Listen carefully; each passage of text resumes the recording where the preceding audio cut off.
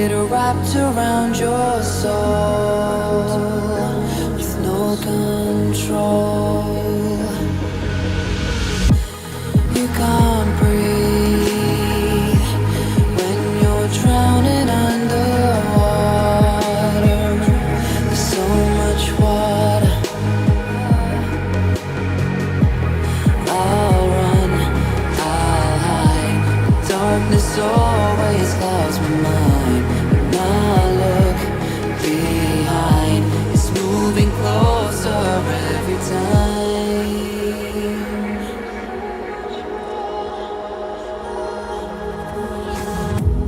I can't pretend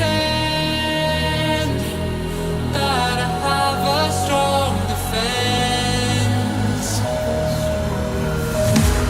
Darkness, your friend, you get me at the end.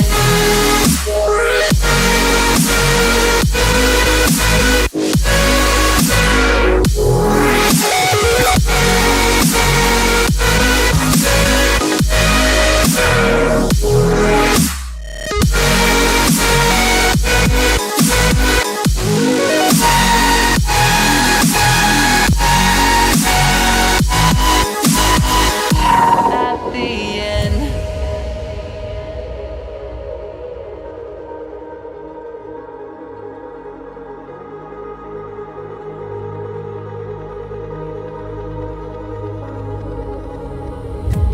Can you feel it wrapped around your soul with no control? You can't breathe when you're drowning underwater. There's so much water. I can't pretend that I have a strong defense. Darkness, your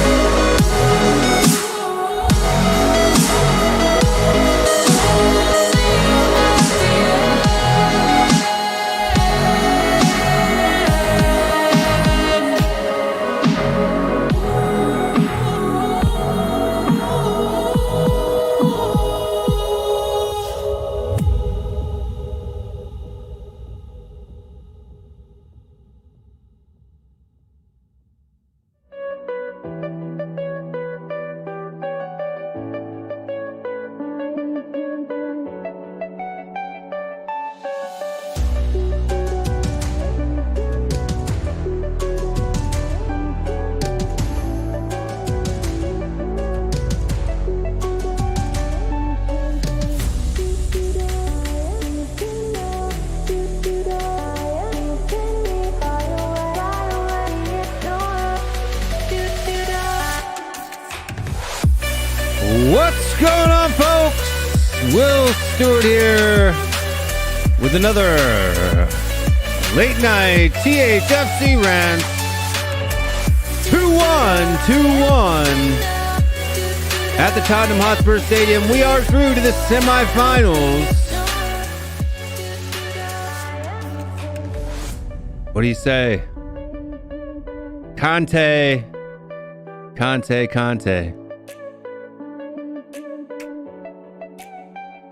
I've always been very skeptical. I've always been very, very skeptical of the impact that a manager can have on a team. Conte's made me eat my words. Eat my words. But it's a good match. Good match today. I thought that we performed well. There's always things that you can rant about. But overall, great performance. Good test. It was a weekend West Ham side, but hey, we can only play the people that are up on the pitch, right? But the link is in the chat. Make sure you click on that link if you want to join the stream. It's open to everybody who's watching, and everybody's welcome to join. Welcome to join. I know it's a midweek show. We're going to be having a lot of these kind of midweek shows here coming up during this holiday season. But if you slept through the second half, you didn't miss much. I don't know about that. The second half I thought was pretty good. Big up to the best beard in North America. That is correct. Best beard in North America of any Spurs pundit. Cody Mack cannot shake a stick at it. But let's see who we got. Well, before we go to the comments and looking at you guys, let's see who we got here. I want to go ahead and think. Let me see. If you like the channel and you want to help support it, head on over to patreon.com/THFCRants, and you can join for like $5 a month. Helps the channel out, pays for all the glitz and glamour that you see here. I pay a lot of attention. I've invested a lot of cash into this channel for you guys. Production quality is a big thing of mine, and people appreciate it, and that's good, because I have put a lot of time, a lot of effort, a lot of money into it. If you guys want to help out, you can join either one, the Patreon membership or the YouTube membership. The links are in the description of this video below. Or you just go to patreon.com/THFCRants. The folks that are helping out the channel: Spartan7 Gaming, Wayne Bonner, Mama Coates, AG, Gogamanim, Tony Gonim, Alex Burleton, Bobspur TV, John N, Matt Hayes, Tottenham Blog, over there on the YouTube members. If you haven't subscribed to Matt Hayes, make sure you do so. Sai says, Danny Kiriakou, Tony Goes, Scott M. You see him in the chat there. He's got little like captain bars next to his name because he is a captain. John Langford, a new member. Yunez, a new member. And Dave Jones, also a new member. So we've had some people drop off the list, but that's okay, right? That's understandable. It's understandable if people drop off the list. But if you want to join the list, that's what you can do. And if you late time Christmas shopping, it's not going to get to you by Christmas, unfortunately. But if you would like to pick up some merch, that also too helps the channel. That way, at least you're getting something for your money, right? Head on over to THFCRants.com and you can check out what we got: mugs, cups, masks, shirts, hoodies, tights, all kinds of stuff. Some good stuff. Moon boots only cost $5 mil with a little tarantula, makes fun of Dele Alli's hair. All that good stuff. But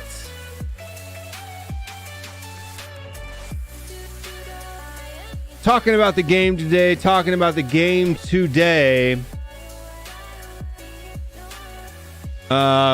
go to the comments here, see who's in the house.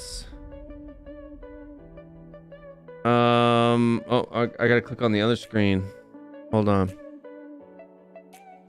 United Spurs of America in the house.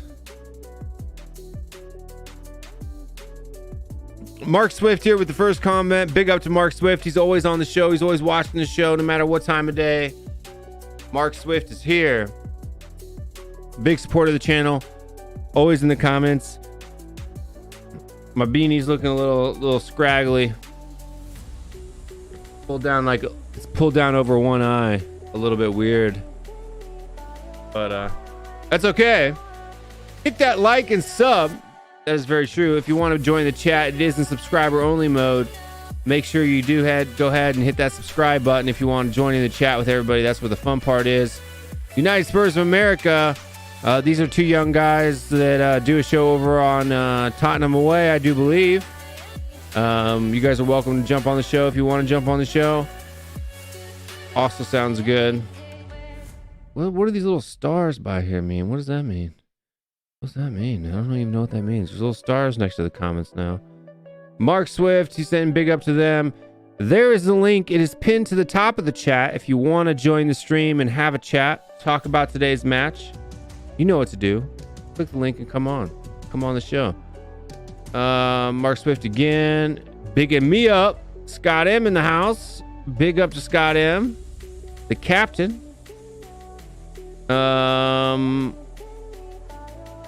Bigging up Spurs Atlantic. Guys, go check out that show over on Tottenham Way if you haven't already. Mark Swift again.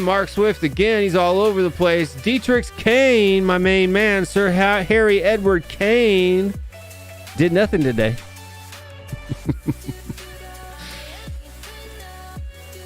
But hey, this is what it is. I can never tell in camera which side I got to pull down. I'm looking a little bit Vulcan here with my eyebrows. I need to trim those puppies. Get some manscaped up in this junk. Shamu's in the house. Has anyone seen the pawn shop clip of the guy with the Pulisic, and they compare him to Messi and call him a center mid? I haven't seen that video, my man. I haven't seen that. And Christian Pulisic is nowhere near Messi. James Joris in the house. Welcome to the show. Big up to the best beard in North America. Come on, you Spurs. That is right. Scott M. Again and again. Mr. Kudos. Siu. I don't know what that means. Yo, Will and crew. If Poch was magic, Conte's a wizard. That's right. He's a sorcerer. We need to come up with a Conte song. I am commissioning you guys out there to come up with a Conte song, right? So I want to hear it. Come on the show and sing your Conte song. You know, what would be good?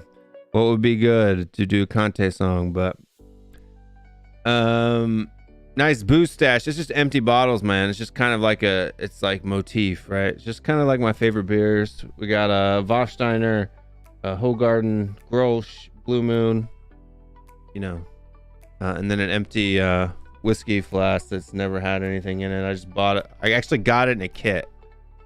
So like I subscribe to these like subscription boxes, and so there's like this man box, and each month for like $50 they send you a bunch of different cool stuff. So like all this stuff back here, all that stuff all comes in the kit. Just kind of fun, cool stuff to do. Knives, all kinds of funny stuff. But let's see. Mark Swift wishing Merry Christmas. Gogama's in the house. 안녕하십니까? 찾으셨어요? 오랜만이에요 여기서. And then we got the Beanie SSZN. I don't know what that means. Aaron Dove's in the house. For people that didn't know, Aaron Dove is an alias, and he's actually a secret spy. Try to join in after dinner. Feel free, man. You're welcome to join, my friend. Everybody's welcome to join. Just click the link and jump on in. We can have a chat. There's about 30 of you guys watching the show right now. I'm sure that'll jump up here. We haven't been going 15 minutes yet. It is a Wednesday night though, so it's not like it's a weekend night. So, I mean, that can make a difference. But let's see.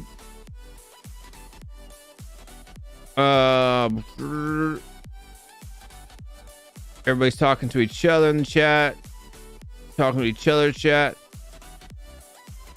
Pulisic shirt. That's not even how you spell Pulisic, Shamu, but I'll check it out. I will check it out.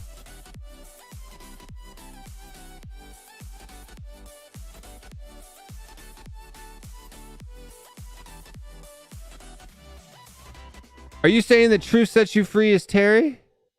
Is that what you're saying, Aaron Duh? I don't know. You think so? No. Truth sets you free lives in the U.S., man.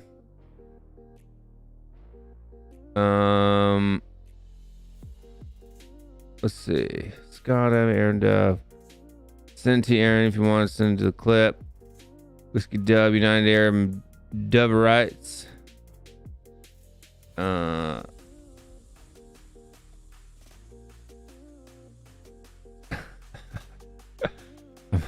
You're a transparent spy. Shamu knows. Sorry, I forgot he's not Croatian. I'm just saying, I've gotten super chats from the guy. I've gotten memberships from the guy. Whatever he does in U.S. currency, right? So I'm just saying. Just saying.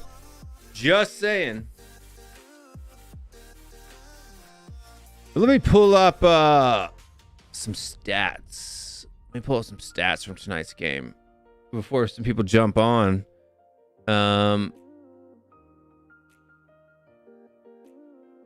We got one guy on Twitch watching. I always forget about the Twitch people. Did you guys know I stream on Twitch?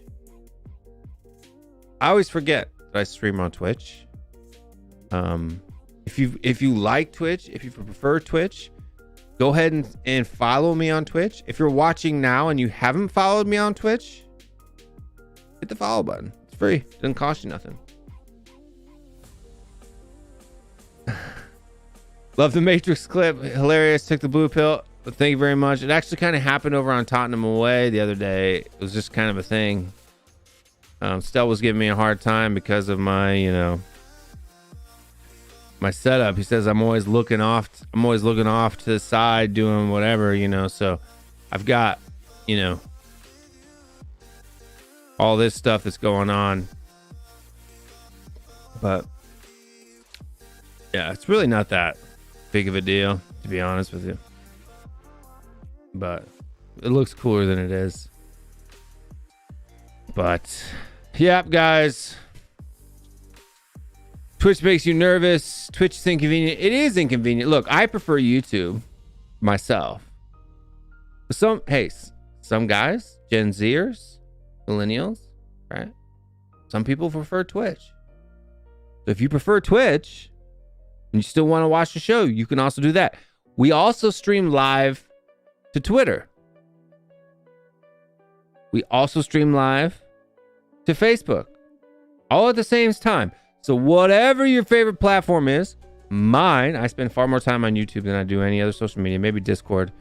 I could stream live on Discord if you prefer. But no, I don't. There you go. Pulisic. That's correct. That's better. What kind of cameras are you using? I'm using a bunch of cameras, dude. So my main camera here, this is what I call the main camera. This camera here is a Canon M6 Mark II with a Sigma 16mm 1.4. The side cam over here, my B-roll cams. You got a Canon M200 with a Voltrex 23mm 1.4. And on the rear camera here, we have a Canon M200 with a Sigma 30mm 1.4. And that's my camera rig. If you guys are interested in that stuff, I can start putting it in the description. Provide links to it that don't, you can buy the stuff on Amazon. If you'd like to start your own channel, or if you have a channel and you'd like to upgrade your setup or whatever, me putting the links to buy that stuff in the to buy the stuff that I use won't cost you any extra money, but it will help out the channel. So if you guys want to do that, go ahead, you can do it. And let's see, LeBron James of soccer. LeBron James fans are the worst NBA fans of all time. Sony's, no, you could do a Sony 8, like if you wanted to do, it's a discontinued camera. If you wanted to get a Sony like A5100, you can get them on eBay for like 350 bucks or something like that. That would probably be your cheapest bet. The M200s brand new are like 500 bucks. The M6 Mark II is like 1,000 something with the lens. McGoogle over from Twitch. Love following you on Twitch, and as I always say, that guy Scott M always has the best comments in the chat when he comes on. Scott, are you watching? Is that you, Scott? Is Scott Moogle on Twitch? I'm just teasing. Tottenham is the equivalent of the Buffalo Bills in the NFL. I don't know about that, Mr. Paul Cullen. I don't know about that. Worst football show ever? No, it's the best football show ever, Cody Mack. Come on now. You're just jealous because my beard is better than yours.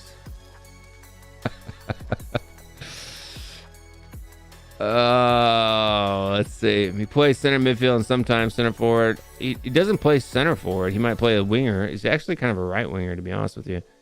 Does kind of play center midfield for the U.S. men's national team sometimes, but maybe sometimes. Cannon guy, okay. No, I am a Cannon guy. I've always had it. You're nerd for a tech. Love the setup. Thank you very much. I appreciate it. I'm thinking about starting a Will Stewart Tech Rants channel where I actually do reviews over that, because some people like Cody Mack get frustrated whenever I talk about gear. But as you can tell, I like gear. You know, I got this and this and that and this and this and that and this and this and that.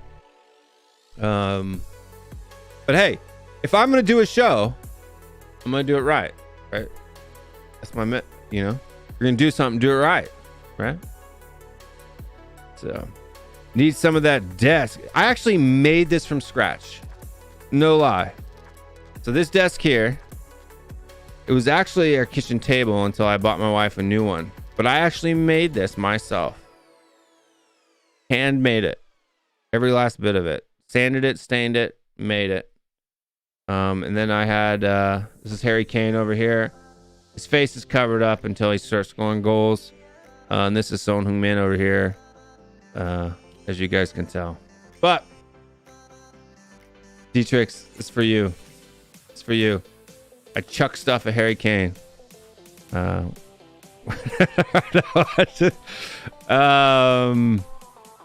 there a stream on MySpace? No, I do not stream on MySpace, unfortunately. Well, thank you very much. I appreciate it. I do have a MySpace account. I just don't know how you can stream on MySpace. I mean, if you do MySpace, I can stream on MySpace if you want me to. Cody starting already. Yeah, gotta love Cody. Big up Will, my Matrix man. I can throw the Matrix up on my screens, but I actually found a blue Matrix I'm gonna start using because it's Spurs, right? So I got the blue Matrix. I'm gonna start putting the blue Matrix up there when I do this. Can't be me. I'm right here on YouTube. Oh, you could have two devices, or it could be your kid. Somebody, I don't know. You have nothing left to prove in the beard growing world. That is true. That is true. But your beard is dead. You killed it. So it's no longer, it doesn't exist anymore, right? Your beard is like Harry Kane's goal scoring stats. That's last year. Right. That's last year. I need to grow mine out all the way. It's getting pretty good, though. It's getting pretty good. I mean, I can make it touch my mustache now. So it's getting there. It's getting there. It's a little out of control on the sides, though. I'm starting to get Wolverined.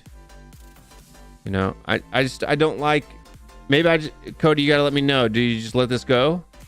All right. Do you just let it kind of look crappy for a while until it starts to come on, or what? I don't know. That's why the guy who's selling the shirt says Rakan's Pulisic is Messi's Ronaldo levels. No, he's not. That guy's an idiot. Don't worry, Shima. Joe Rogan would be proud of that studio. Big yourself up. Well, thank you very much. I appreciate it. I gotta put effort into it if you're gonna do it. But that's what Will's doing, is to get into iRacing League. I have no idea what iRacing is, man. Unfortunately, I'm sorry. I'm old. I want to use my Sony A7RI, but for some reason my Mac with the new M1 chip isn't compatible right now for whatever reason. Yeah, I don't know that camera. Like, I know the A7S's, but I don't know the A7Rs. Like, I know the A7S III. That's a great camera, full frame camera that you can stream on. All of mine are mirrorless. That tends to be easier. But as long as you got a clean HDMI out, you just throw in like a cam link capture card or something like that. So I don't know if you can see it, but if I pull this out, so like all of my cameras are connected into these little doohickeys that, you know, run them into my computer like webcam. Sneaky, sneaky. Come on, you Spurs. Will, buzzing at the moment. Am I buzzing? No. This is my first beer tonight. Why would I be buzzing?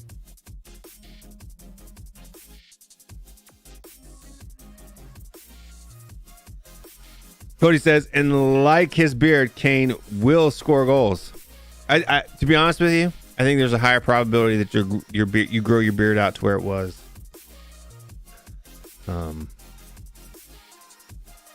But that's just me. Shamu going for the Lemmy look at the moment. Will님, 안녕하세요. 이제 몸 괜찮으세요? 얼굴 색이 좋아 보입니다. Well, thank you. Yes, I do feel better. Yeah, maybe I got a little bit more color into my skin now. That's good. It's not my first beard, but I've never grown my beard out like you did, right? I've just never done it. I always trim it. So, you know, like maybe, you know, like that much. That's like the longest my beard's ever been, because I just trim it. Because this stuff Wolverines out, man, real bad. But at least mine's thick all over. So I always trim my mustache too. 5 millimeters. I always try to keep it at 5 millimeters. Like I needed to trim today. I was actually going to do it before I jumped on the show, but I didn't have time. Great to see Stevie on the score sheet. Yeah. My camera was out of focus. Yeah, it was great to see Stevie on the score sheet. About time.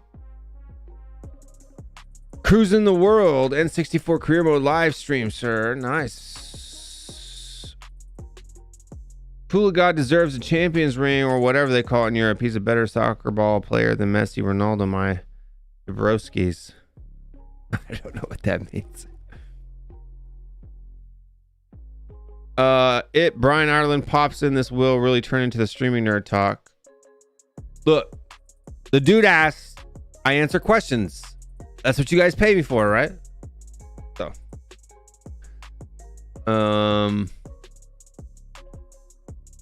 hit the like and sub. You can join the show. The link is there. Come on. What are you doing, Cody?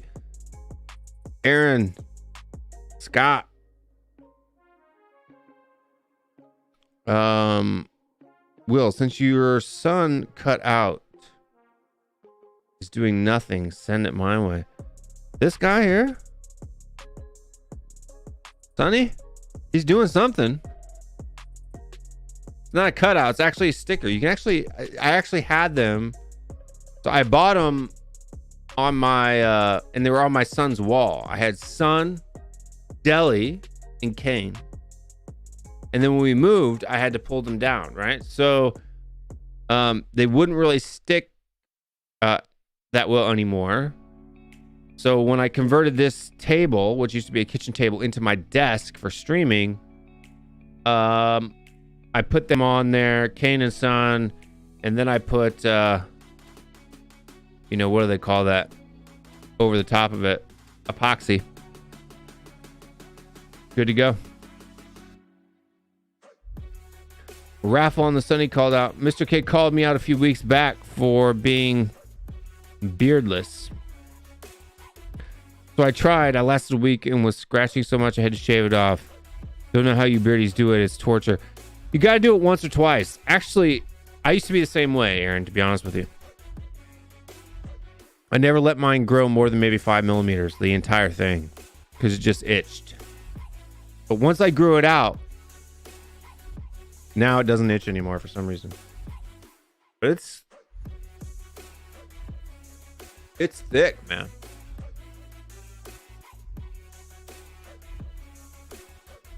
It's a thick beard. Raffle the Sunny cut out. I'd have to raffle the whole desk. It's literally a like part of the desk now. Can't get it off, unfortunately. No, I wouldn't want to.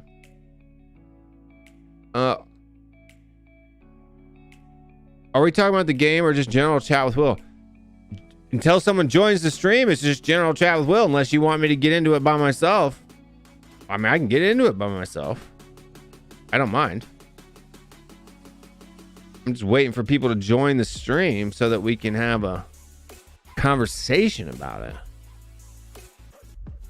And I'm behind on comments, so I'm just trying to catch up. You'll find your way. Thank you, Cody, for your help. You're very helpful.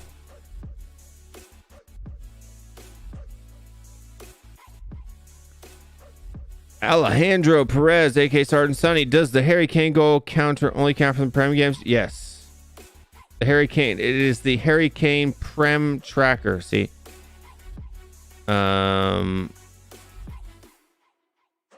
Kane Prem tracker. Appearances, 15 goals. Or 15 appearances, 2 goals, 1 assist. 8 left to score. In the league. So yeah. It's not for Caribou Cup.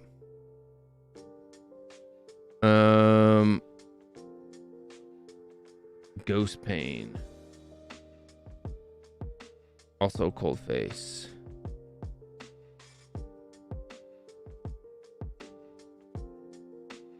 I've banned myself from coming on live streams due to my colorful language and inability not to use it. You can cuss on my streams, dude. I don't care. I think it's like 32 minutes. And Cody said like maybe the C word gets you banned, but I don't know. I haven't gotten the stream demonetized in a long time. And if it gets too bad, I just go in and clip the cuss word out and remonetize it. It's all good. Not a big deal. Is English a popular language in South Korea? Yeah. Start learning it from about the age people start learning in kindergarten over there. So that's actually what I did for a couple years living over there. Kane is about to smash that tracker, Will. I hope so. Look, the point of the tracker isn't that I don't want Harry Kane to succeed. The point of the tracker is that I want Harry to succeed, and he's not. Right? That's the point of the tracker. The tracker is out of disappointment, not out of glee that he hasn't scored.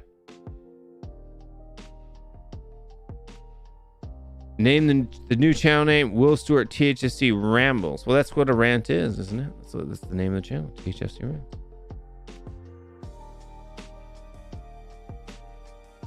Can we talk about Stevie's beautiful calves? Ever since Galaxy Universe hasn't come back on. Did he get like kicked off YouTube? I don't even know. I don't even know. We got 40 people watching and nobody wants to join the show tonight? What's going on with that? If nobody's going to join the show, I'm just going to go ahead and go. We're already 30 minutes into it, and I'm just going to get into my things. I'm going to say what I want to say, and you guys will have to hear me rant. Right. I'm going to give you guys 5 more minutes, and I'm going to do what I got to do. So, let's see. But let me pull up my stuff here. Let me pull up my stuff. So today's live matches. Let's talk about some of the other results, right? Before we get into the Tottenham match. Arsenal 5-1 over Sunderland. I'm surprised it should have been a it's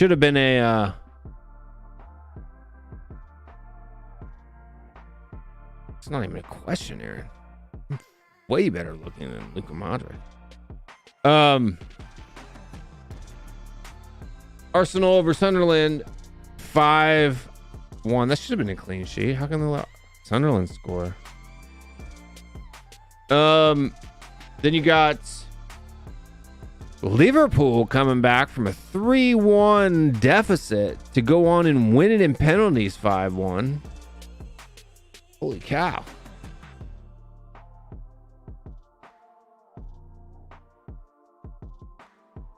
And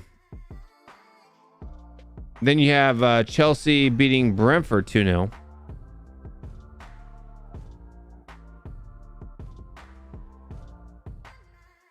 But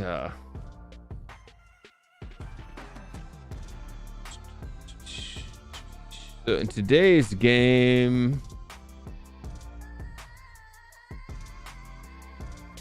Tottenham versus West Ham United. Who are you guys? Hey, go ahead and put your man of the match. See? Told you, Aaron. Cody came in to save me. But let's see. Let me see here. Go ahead and throw your man of the match in the comments, folks watching the show.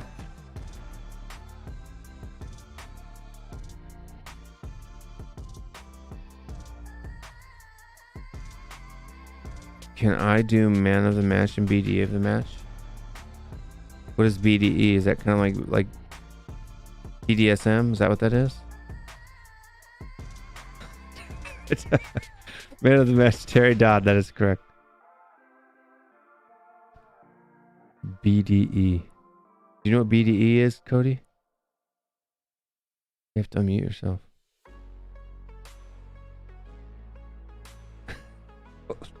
Unless you just joined the stream to show your face.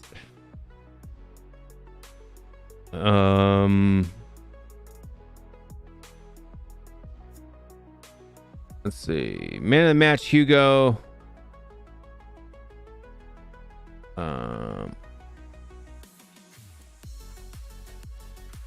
Man of the match, Hugo. Man of the match, Hugo. AG, welcome to the show, my friend. Liverpool getting the extra injury time. Just like you, man. You and the day clock put so much pressure on the refs. They don't want to go against him.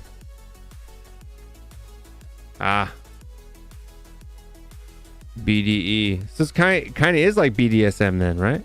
No, this is incorrect. BDE stands for Ben Davis Energy. No, I think it is BD. Big Dick has been replaced by Ben Davies. So I guess if it is BD Big Dick, then it kind of is related to BDSM, isn't it? Sorry, it's kind of carry over from Mars Love Lounge. But he says no, it doesn't. Cody's lying. Tell that to my face. He on that Ben propaganda is what he said. Stevie B mom? Are you Stevie B's mom? That's all right. Good. Oh, couldn't help myself.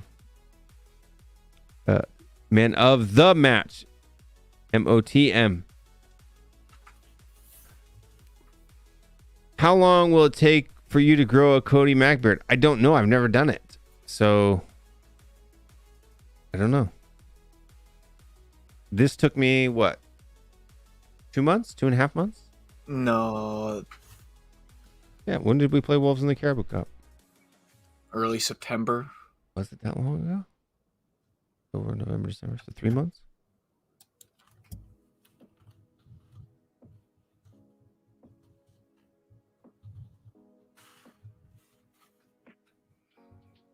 September 22nd. Yeah, it's the end of September. Yeah, so 3 months. 3 months ago. So this is 3 months of growth.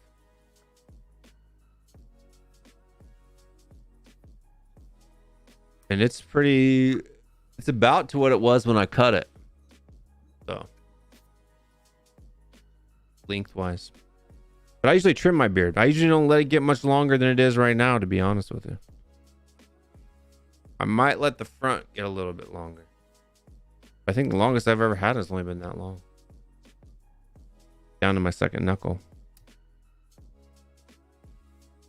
Let's see. Today's man of the match. The sofa score was Højbjerg. I think my man of the match would be Lloris. Yeah, Lloris was close. Lloris and Steven Bergwijn were close. So you had sofa score has Højbjerg at 7.6 and Hugo and Steven Bergwijn at 7.5. Lucas Moura at 7.4. And then everybody else is below 7s. So yeah, I think that rating for Hugo is a little bit low when you just. Oh yeah, when you're talking about impact, yeah. When you build in the eye test and yeah, that easily could have been a loss. Easily could have been a loss. Oh, I agree. We actually got lucky for once, you know. You need luck. You do need luck if you're gonna go on a cup run. If you're gonna take it all the way. West Ham, they actually have West Ham as like a higher total team rating than us. Like our total team is 6.84 and West Ham is 6.98. I thought we stunk in the second half. I didn't think we stunk. I just thought we controlled the ball. Like I think stat wise, we in this match we had more possession in the second half. Yeah, but we invited a prolonged period of pressure late in the game where we kept our shape, but the shape just kept getting smaller and smaller. It was like they had so much room to operate so close to the box. It was looking very threatening, but they didn't really generate too many quality chances. According to SofaScore right now, and I don't know if what team is what here. I'm guessing we're on the left because we were on the left. We're the home team, but it says second half we had only 30% possession. Yeah. That doesn't seem right. No, I told you we stunk out the second half. And that we had 56 possession to 44% possession in the first half. That doesn't seem right either because it seemed like after like the first 20 minutes. When did that first goal happen? 29th minute. Yeah, so after that, they pretty much had possession the rest of the. No, because what happened was they went on about a 5-minute tear where they scored and they had us under pressure, and then we took the lead again, and then we calmed things down a bit and started passing it around the back and wearing them out and expanding them and contracting them and just generally like trying to make them use energy, and that worked. That settled things down until halftime. But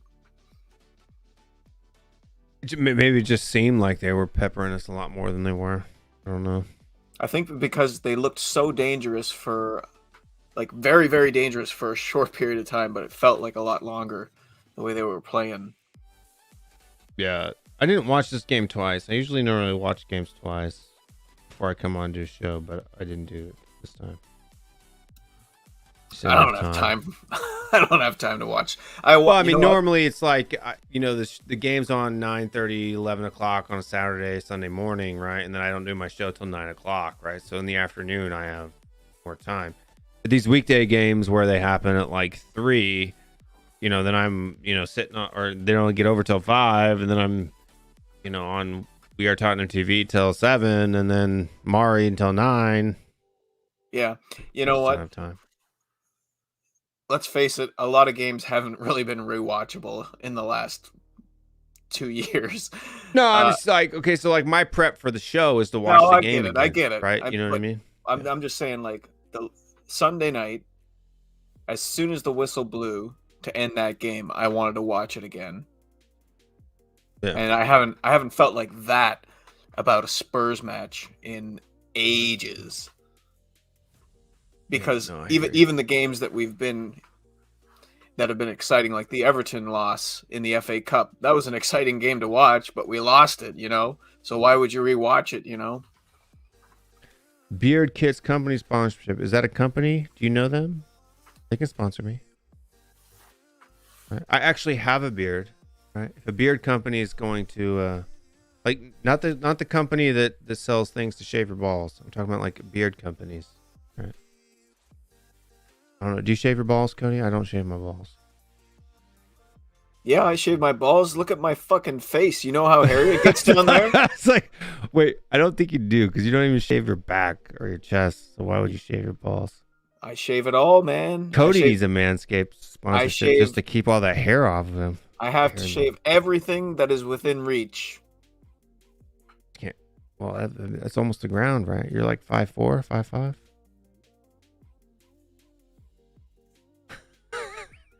5'8" and 3/4.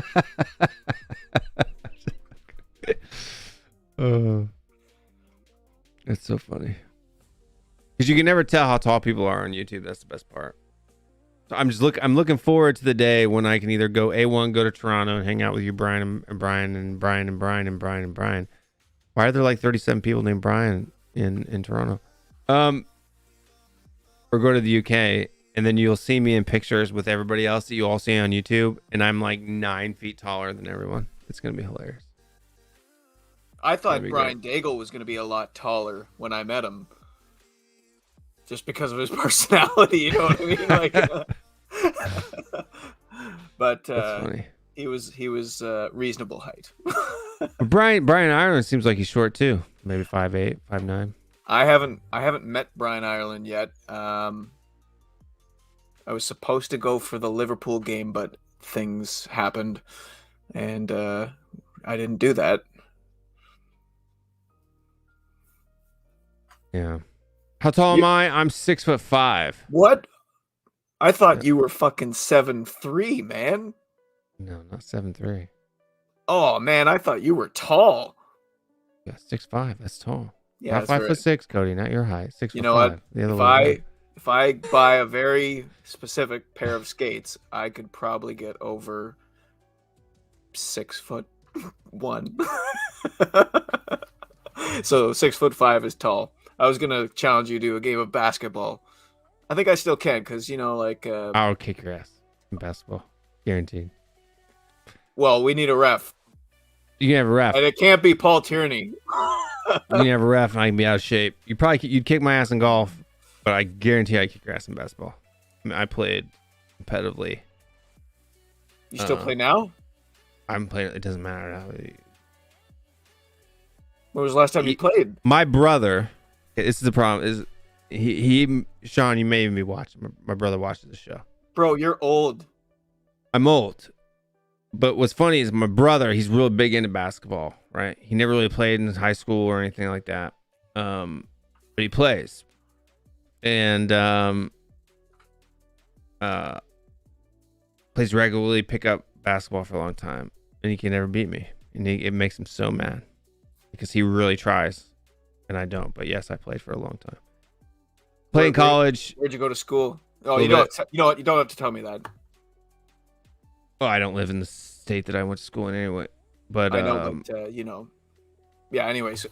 Yeah, so I went to East Central College, joined the military, and then went to Phoenix University. It's like an online, credit online. So it's like what they have at the on-base, what they call satellite. So I got my degree when I was in the military. Oh, yeah? Okay, well, then we'll do a round of golf, and we'll see who's... Yeah, you'll kill me in golf. Who's like boss then? My best ever at, like, when I was in my early 20s was like 79. Right? That was my best round ever.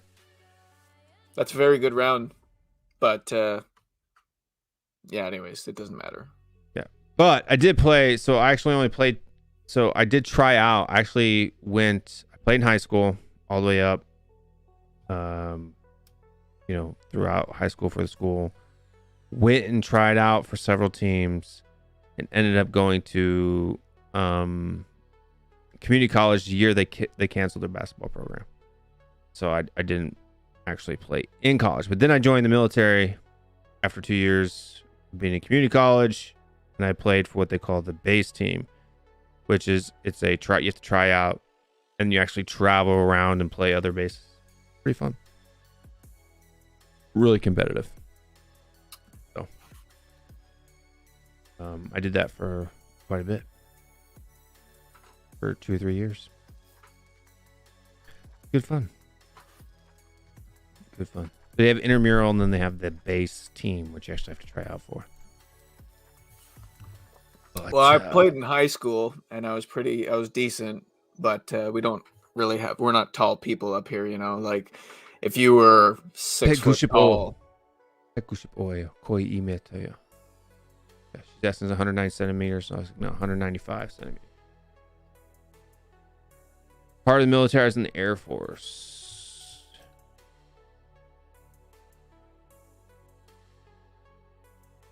No, I think 5'9", 5'10" is average height in America, not 6'5". I was better in basketball because I played basketball my entire life. So I played basketball from the time I was like 5, 6 years old until 23, 24. But I'm actually regretting it, Cody. I wish I would have played soccer more. I played soccer for 2 or 3 years, you know, when I was a kid. And I played goalkeeper and played defender. I could have been a somebody with my height. Because my height in basketball for the position that I played in high school, which was center, power forward, didn't help. I'm short. But in soccer, I would have been, you know, elite height. You could have been like third string at SC Freiburg. Yeah, I mean, hey, I could have played some kind of pro, I'm sure. As a goalkeeper. So I can catch. I played tight end in football, American football. Really good with my hands. So, like even now in the adult league that I play in, sometimes I play goalkeeper or center back. Sometimes I'll play a forward position too. I'm pretty crafty. I'm pretty sneaky. But I'm too old to play up front. I think if I did play football, I would have to be like a midfielder. I was a point guard in basketball. Like, need to direct traffic. I like to create.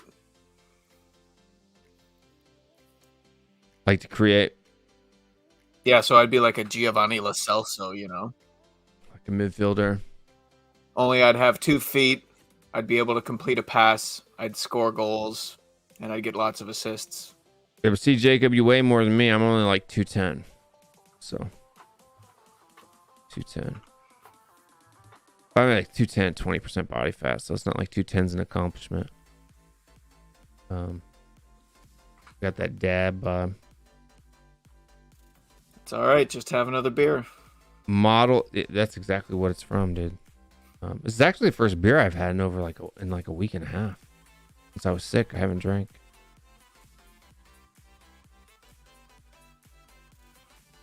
I don't know if that's true or not. Sometimes I forget things. I don't like to lie.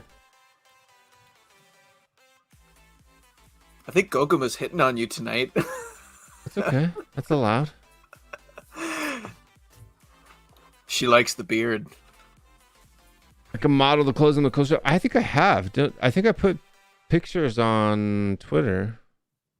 Didn't I? At one time? Let me see. Talk about something. That's a very weird picture. I opened Twitter up and it was like, never mind. I won't mention it. Oh, Twitter. So do you want me to like Photoshop like Conte's face onto Voldemort's thing? It's Voldemort. Whatever. I can do that. I mean, if I can Photoshop your bald head onto your middle finger, I mean, I can pretty much do anything, right? Yes.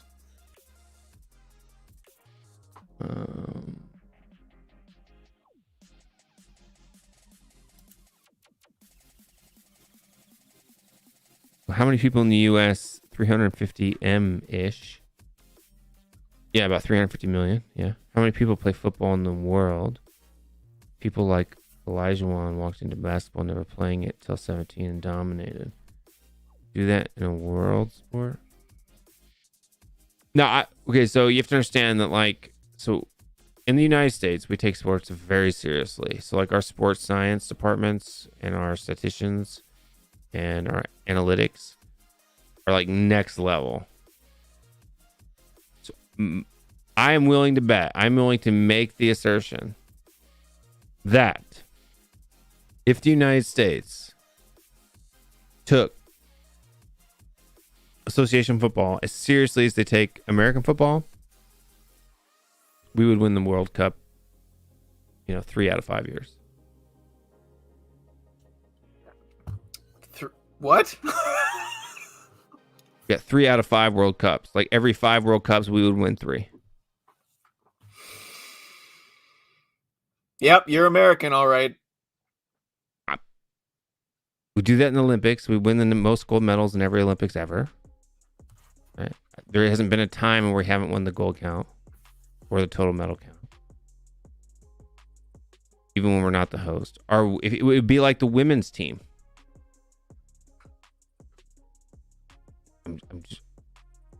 You have athletes, the caliber of athlete that plays in NFL, NBA, and maybe not the MLB, but in those 2 sports.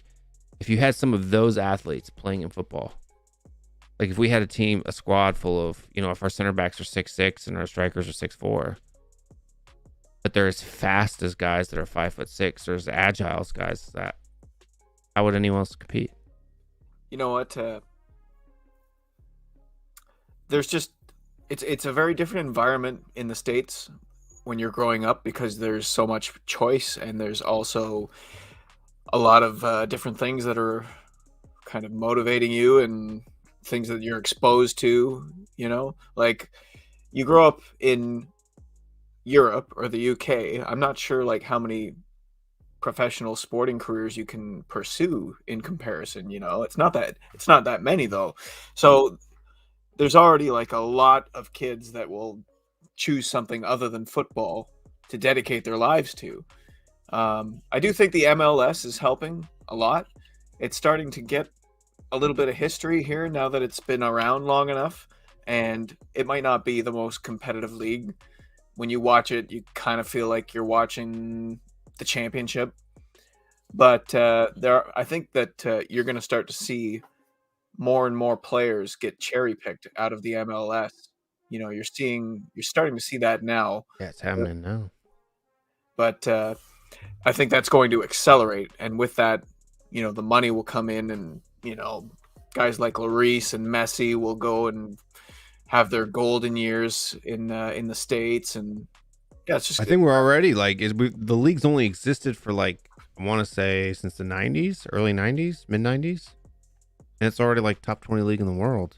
So yeah, it's doing well, and that only is going to bode well for football and developmental football in the States and in Canada. Personally, I don't think it'll ever reach top 5, but top 10 probably. I'll say in Canada, football is it's pretty high up there for girls, and that's a lot of my motivation for if I had to pick a sport for my kids to play, it would probably be football, because there are some other sports that just have inherent physical tolls, like American football or hockey, or now Ringlet. like fighting. You're Canadian, right? So Yeah, for sure. I mean, soccer would be the best thing for them to play. Yeah, for sure. Got two girls. It's like in the U.S., that's the #1 female sport in the United States. Do you think that eventually you won't be allowed to head the ball? Well, they're already not allowed to head the ball here until U13. I mean, throughout football. No, it's too much a part of the game. But to be honest with you, it's the reason why they have it at U13 is because the scientific sports analysis studies that they have shown that after U13, once a child starts hitting puberty, the risk for concussion dramatically decreases. So you're more likely to get concussion from hitting somebody else while hitting the ball than you are from actually hitting the ball. This is true. Like, that's why I was kind of asking, I don't know for sure, but I don't know how much money there is. I would assume cricket, there's huge financial implications. You have India, right? So that's billions of people. Cricket is still a massive worldwide sport. I don't watch it only because of India. I mean, you have the populations of the entire UK and Australia, where it's also popular. It's like 60 million people total. But you have India that's like 1 point something billion, right? So I think the Chinese may even play cricket too a little bit. I don't know. But have you ever tried to watch cricket? No, I haven't. Have you ever had someone try and explain cricket to you? No, I don't even know. I don't even know any of the rules of the game. I was in Glasgow, and we were out at a pub sitting drinking, and this Scottish guy who I could barely understand because of how thick his accent was, the only thing that I could think of to ask this guy was to try and explain cricket to me.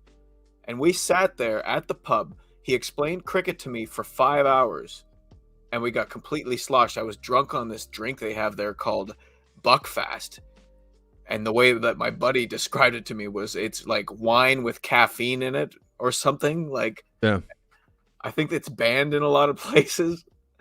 But anyways, I don't remember anything of what he said. I have no idea how cricket works. I think it would be interesting to watch, just because now that I've grown to know so many people from the UK and they talk about it and everything, it makes me a little bit more curious about it because, I mean, I always like to try new things. Yeah, like badminton too. Like, there's a lot of weird sports to get #2 because they're popular in countries. Like, but like you have to understand, like, for as far as like English speaking countries are concerned, like if you add up all the English speaking countries populations combined, they're less than just the United States. Right. Yeah. So all the native speaking English countries: Canada, UK, Australia, South Africa. Do you know if this is true, Will? What Jamie Gitt wrote here, I believe more girls play football in the US than boys. Yeah, like soccer? Yeah, probably. Yeah, it's huge here. Girls soccer, girls football is huge here. I mean, that's why the US women's national team like just waxes people. Like, it's not even fun. Right, like out of the in the women's World Cups, I think there's been I think we've won a third of them. We won 4, 5. I don't even remember. 3. Do you think that the United States can win the World Cup in 2026? I think there's a possibility. Yeah. I mean, I if not 2026, I think 2030. We have a really good shot because I'm telling you, the age. My son's age group. Right, so he's the class of 2026, so he won't even graduate high school until the World Cup here in the US. So he'll only be 18, 17, 18. His generation and the generation behind and the a couple years behind and a couple years ahead, there's ballers. Like, I've seen them, like kids that are like, whoa. And there's a lot of them. So like, you have to understand like the group that's coming through the U.S. men's national team now, the young guys. That's the first generation of this first wave. Yeah. Yeah. So when they first were doing the developmental academy, that whole youth system, it wasn't as, there was maybe like 10 clubs that did it. Now there's like 150. Shamu, this thing that I drank in Scotland, it was not mulled wine. It came in a bottle that was reminiscent of a wine-shaped bottle, but not quite. And we definitely didn't drink it warm. And I believe that's what mulled wine is. True 24, I like the new name. I wondered who you were because I saw the membership thing. I was like, did I miss something? Yes, it does. If it's the same thing we're talking about.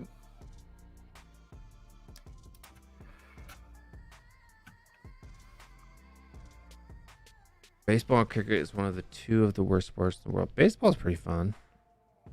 I actually find baseball more exciting to watch on TV than like NFL. I'm a sportsaholic. I'll watch weird thing right here. I'll watch whatever, but I've pretty much given up watching anything except football now, just because I enjoy it more. The viewing experience is more pure. There's no commercials interrupting play. It's a finite time commitment. It's just like, and now that I understand more about the game, I'm not saying I know ball. I'm not trying to say that, but it's a fun sport to learn about. That's for sure. Yeah, for sure. But like, so AG, so we don't. Okay, so football, soccer is looked at differently than the other sports. So you don't go to the pathway to get to become a professional isn't through college. It's actually through the academy system here in the United States. So we have youth teams, we have private youth teams that cost thousands of dollars to play for. And those kids get scouted by MLS clubs from the ages of U15 to U23. And they scout from other academies in their region. So college kids can get scouted for MLS, but it's like maybe they'll go play at the second level division. So if you're a college soccer player, your odds of becoming pro in like the second division of US pro soccer, so like our championship equivalent, is pretty high. But going MLS, you would have to be like a rock star in college to get drafted into MLS. So we don't do it through college here. So we don't have that same problem. But yeah, so what John Fitzpatrick is, I don't know if he's talking about the drink that I was talking about. What basically the way it was explained to me was, it was like what the underage kids would try and get their hands on to get drunk. why? Because they can drink a bunch of it or something? No, because it's cheap. That'd be Natty Light here. Yeah, Bugfast is a lot. I've had Natural Light. Yeah, Buckfast is a whole different. Basketball is like a top 5 sport, so I don't know what Aaron's talking about. We're the best in the world at that. We're best in the world at the sports we want to be best in the world at. Right. Our women's team is best in the world. Should we sing the anthem right now? Oh, say can you see?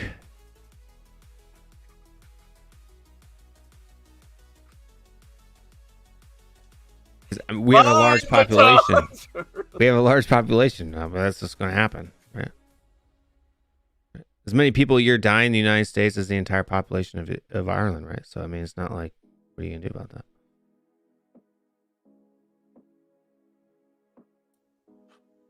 We're just a big country.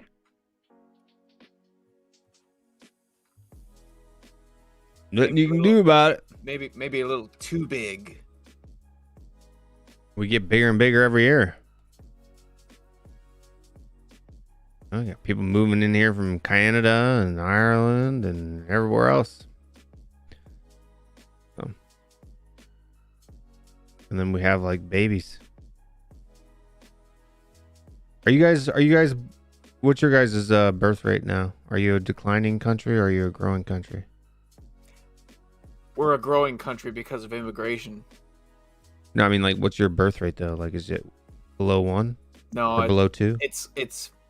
I don't know our birth rate off the top of my head, but if I had to guess, like if you take away immigration, it's probably like a stable birth rate, something close to like Right at 2. 0. Right. 0? That wouldn't be stable. No, so 2 would be even, right? Because you have 2 people, a man and a woman, usually, right? So what? How many people can this planet? Okay, take? so if you have 2 people, and those 2 people have 2 kids, and then the population stays the same, right? Yeah. Okay. So if those 2 people have 1 kid, then the population drops 50%. Yeah. If they have 3 kids, then it grows, right? So the average, and I think in the United States, is like 2.8 or something like that, 2.4. But like in Korea, it's like 0.5. What is it in Japan? Like 0.8 or something like that. It's yeah. I don't know how much more this planet can take from us. That's a whole different conversation. We got a lot of room here. You guys got a ton of room. I mean, half your country is completely uninhabited. Yeah, but if the Earth starts becoming uninhabitable in more places, Just go to Canada. basically, yeah. What do you think's going to happen? Global Will? warming. What do you think's going to happen with mass immigration, migration? Well, I mean, yeah. We can just go to Canada. You got. Guess you guys are just going to have to drop some bombs. You guys have the largest country in the world, land-wise. We can just go to Canada. It's like you guys, like your 30 million population lives all within like 35 miles of the border. Well, I'm sorry I said that. What? About the bombs. You don't want us to drop bombs on you? Because we can. We will. We're good at it. No, I don't want to be insensitive to any American viewers. I'm only boiling some piss. Oh, well, we could take over Canada in a heartbeat if we wanted to. You tried that. We repelled you. Yeah, like 300 years ago. And you never came back. Now. You never came back. No, come on. Yeah, Canada is a bigger landmass than Russia, I think.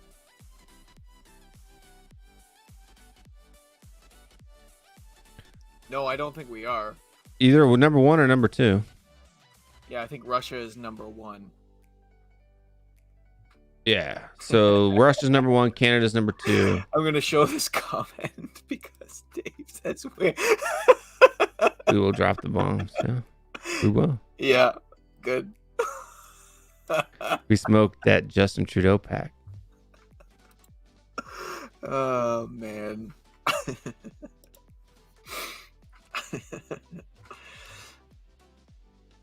Yes, Russia, Canada, China.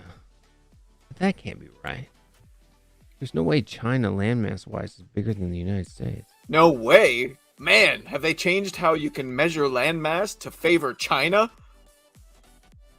Because I actually Googled this at one point in time, and it was like we were 3rd in population and 3rd in landmass, but now we're 4th all of a sudden. You're eroding. I guess. China, Maybe this doesn't count our territories. China keeps building islands. No, it could be true that this particular doesn't count our territories. You know what I mean? Like we have Guam and Puerto Rico and Virgin Islands and all that stuff. Yeah. But are those happy places for people? I mean, they can become citizens anytime they want to. They're citizens if they want to be citizens. They just choose not to be. We don't pressure them. Right? It's called freedom. But if they're not citizens, they don't get the same benefits tax-wise. Right? But they can become a state. They usually vote on it every year. They just don't vote for it. I don't know why. They want to keep their anonymity, but they want to be autonomous. Who me?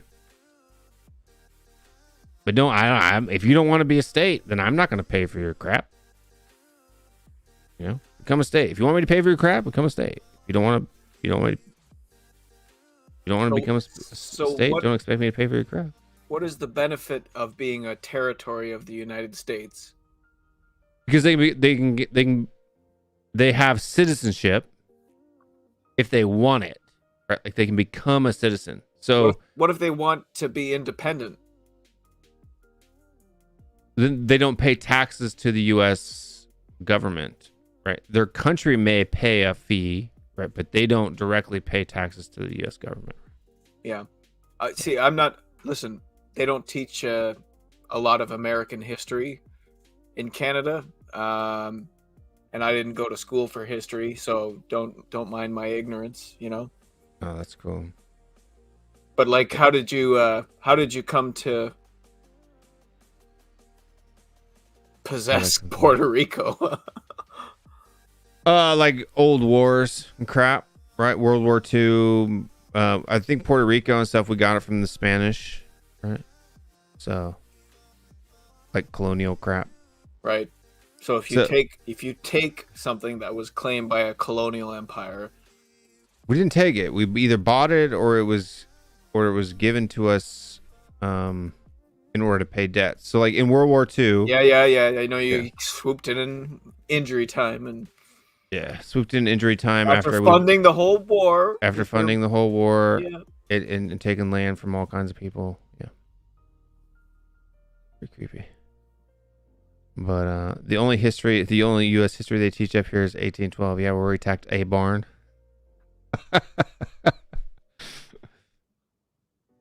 And did you succeed in your attack? The attack on the barn, in the exact same way that we achieved when we attacked the island of can't remember the Korean island name right now, but there was some U.S. military vessel went all the way to Korea in the 1800s, and they were trying to establish trade. And when they landed on this island off the coast of Incheon, the natives attacked them, and so they literally took over the island. Like killed a bunch of people on the island, like took the island militarily and held it for like a month. And then when they ran out of supplies, they just left. It's like, why would you even try to take the island? I don't know. But it's kind of like most Americans don't even know about it. Because the guy didn't have permission from the U.S. government. He just did it on his own. The captain of the vessel is a pretty crazy story.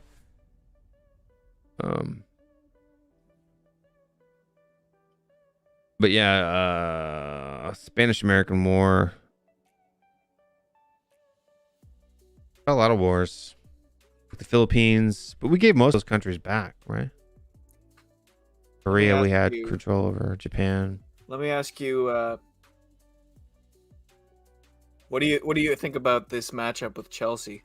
Not to like derail the conversation into like a football. No, it's not like it's a football channel or anything. I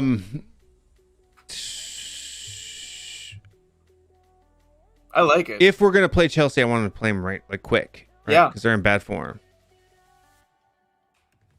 Holy crap! I can't believe this is happening. First time ever. They're in bad form.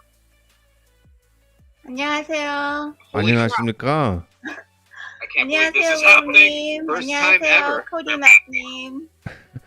그 유튜브 동상은 뮤트 해야 돼요. 아, 꺼야 되나요? 아, 오케이. 예. 반갑습니다. Yeah, 반갑습니다. It's nice to meet you too. She said hello, Cody. This is so amazing. Back. Hello, Goguma. I meant what I said in the comments earlier. Oh, you're so sweet. Oh, no. I think Goguma is the #1 supporter of Spurs YouTube because she is always in the comments, bringing lots of positivity, and I've never seen her put anyone else down. She's always using like very pleasant emojis that I don't know how to make. You know, like she is. You are amazing, and am very happy that you came on. Oh, Well- you're too kind. I just wanted to come on and say hello and happy holidays, Merry Christmas. Yes. Happy holidays and Merry Christmas to you too. And, Hi, says, Aaron. Aaron, this Bobby, Gogama? 안녕하세요. Yeah, the comments just have gone nuts. Everyone Gogama, is, Gogama, Gogama, Gogama, Gogama. Hello, everybody. 안녕하세요. 안녕하세요. 사실은 제가 고그마님은 다른 채널에서 보면은 제가 좀 질투가 있는데요. It's like I get a little jealous because you started on my channel, so it's my channel, and then you moved to others. That's fine. I can share you. I can share you with other channels. 아, 그래도 제가 처음 그 토트넘 채널 제가 처음 시청한 토트넘 채널은 윌 스튜어트님 채널이니까요. 항상 넘버 그렇죠. 원이죠. 네.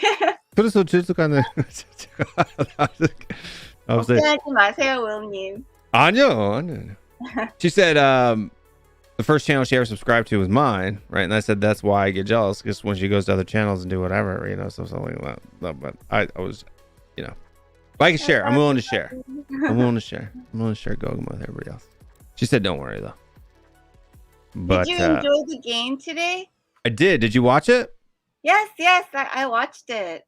It was Did you get to watch it live? Uh-huh. Yeah, I stayed up to watch it. Oh, okay, cool. Yeah, because it would have been like 5:00 in the morning for you. Yes, it was like 4:45 a.m. Yeah, 4:45 a.m. Yeah, Mm-hmm. that's super early. Yes. Mm-hmm. Let's see. I really enjoyed the game. I was a little bit nervous, not the same kind of way though. I felt confident at the end of the game, and I felt like the crowd felt confident as well. I thought I thought that the crowd was going to be very good after the Liverpool performance, because entertainment breathes life into the club and into the crowd, and we haven't been entertained very much for a long time, it feels like.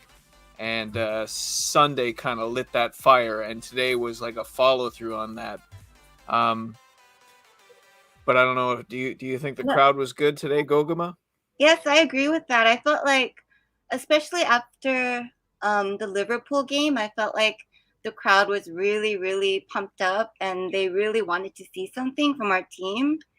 And there's just like a really good energy. And so, yeah, I felt like the crowd was a lot stronger support than before. And everyone's really, really happy, I felt like. Yeah, I think the energy in the crowd has been a lot better in the stadium. Just even watching it, you hear a lot more songs than you did earlier. I still think we need a Conte song. You know, we can't steal the magic one. Song yet? I don't think we have like an official Conte song yet. Ah, okay. Hi, But- 샤무. 샤무님, 안녕하세요. Big up. 좀 갑자기 놀랐어요. 그 영어 너무 잘하는데요. 아, 감사합니다. 몇 년에서 그 어학을 하는 거예요? 제가 미국에서 그 어렸을 때부터 좀 거기서 태어났어요. 아, 그래요? 네, 그러다가 한국으로 도로 들어오고 또 미국으로 갔어요. 그래서 어렸을 때부터 제가 영어 배운 거예요. 그렇구나. Basically, she studied English for a really long time. She lived in America for a while, so that's why her English is as good as it is. It's impeccable. Yeah, very good. Oh, thank you. Your English is probably about as good as my Korean, maybe even better. That's a compliment to yourself, Will. 윌님 그렇죠. 정말 한국말 너무 잘하세요. Well, thank you. 네. You said I speak Korean very well, Mr. Cody. It wasn't a compliment to myself. I speak Korean well, and I'm saying she speaks English better than I speak Korean. It's not a compliment to myself. Do you want to hear me speak Korean? Yes, please. Okay, I'll come back in 2 years. It's gonna take longer to you. Honestly, when I listen to you guys speak Korean, I find like Korean is a very like beautiful language. It's very intimidating for someone if they're thinking about learning it and they're not exposed to it a lot. But listening to Korean makes me realize No. how like Aaron, no. crude English is. I feel like English is a very crude language. No. She does not have a Busan Satori. She doesn't have a Busan accent at all. 예, 사투리 없어요. No, Aaron, it's not. Yep. So if it's anything, it's like 경기도. If anything. 아, 저 서울 사람인데요. Yeah, that's 경기도, right? I mean, that's Seoul, right? Seoul, 경기도, same thing. Yeah, Seoul adjacent. Yeah. But Cody McNeam, you speak French, don't you? I learned French in high school, but I have not lived or spoken French for 20 years. So I can piece together, like I went on a bit of a trip through some French speaking countries, and it slowly You mean Montreal? No. Belgium, Switzerland, France. It does come back to you when you're exposed to it. You can kind of understand it first, and then eventually you build up enough practice to be able to speak a few key phrases, and that kind of gets you through. But I don't speak French. I see. But I should. But you live like a couple hours away from a French-speaking country, so. A French-speaking province. They think they're their own country. Lots of people think lots of things. They are not their own country. I know they're not, but I'm saying they think they are, right? Like, No, isn't that the whole big thing? No, about, I don't know, 4 in 10 people think that. 4 in 10 people that That's a lot. decide to vote. That's 40%. But it's not enough. Not enough, no. How many people want to secede in Texas? Oh, not even. They haven't even voted on it since like forever. Yeah, but so how do you know? They haven't voted on separation in Quebec in, I don't know, 20 years at least. It's just something that is like a political and I thought it was like social... I thought there was like a recent movement for it. That's the reason why I brought it up. Like I saw it on like on the news. No, that's Brexit, Will. That's Brexit. No, there was like a Kexit or something. No, Quebexit. No. It's been a long time since there was a referendum. Or maybe it was the other way around. Like maybe because like Quebec. We were gonna kick them out. We would kick them out. That's why they don't have that referendum. No, like there was because like the French, like their French mandates, right? Like so all the signs. I've been to Montreal. All the signs are in French. Not all the signs are in English. And like they were trying to force language laws, and then they wouldn't do it or something like that. So the other country, the other governments were trying to force them to do it. Because if it wasn't for my navigation, dude, I would have been hurting. It's not all the street signs are in English, man. Like on the interstate, they were that way, but Goguma, I want to ask you who is your favorite player, and why is he your favorite player? Oh, Sunny. Yeah, I was like, do you even have to ask, dude? It's South Korea, my friend. But you know what, Cody McNeam? I also really like Brian Hill, but he you're doesn't killing play me. at all. I really miss him. I like him a lot. You know what? I think Brian Hill has COVID, and I think he is symptomatic. I think he's there's some George Bannister on Twitter. He's like ITK, in the know. And I don't want to say that what he says is true, but he mentioned that Brian Hill is, there's a medical issue, and they're keeping like a very close eye on him right now. So, well, that's too bad. Maybe that's it. Oh. I'm sure he'll be fine. He's a strong young man with a very bright future, Will. Yeah, I really like him. I know William doesn't really rate him that high, but I don't rate him as a footballer. I don't mind him as a person. I like him. I think, Will, you might be one of the most like I don't know. I don't want to use like derogatory language or anything because I don't think it's like a bad You can thing, use but it's like derogatory language. you're like one of the most realistic Spurs fans. Like Yeah, and I get crap for it all the time for being honest and realistic. Okay. yes, yes you do. Yes, you do. But like it's almost a necessity to have like a certain aspect of romanticism about.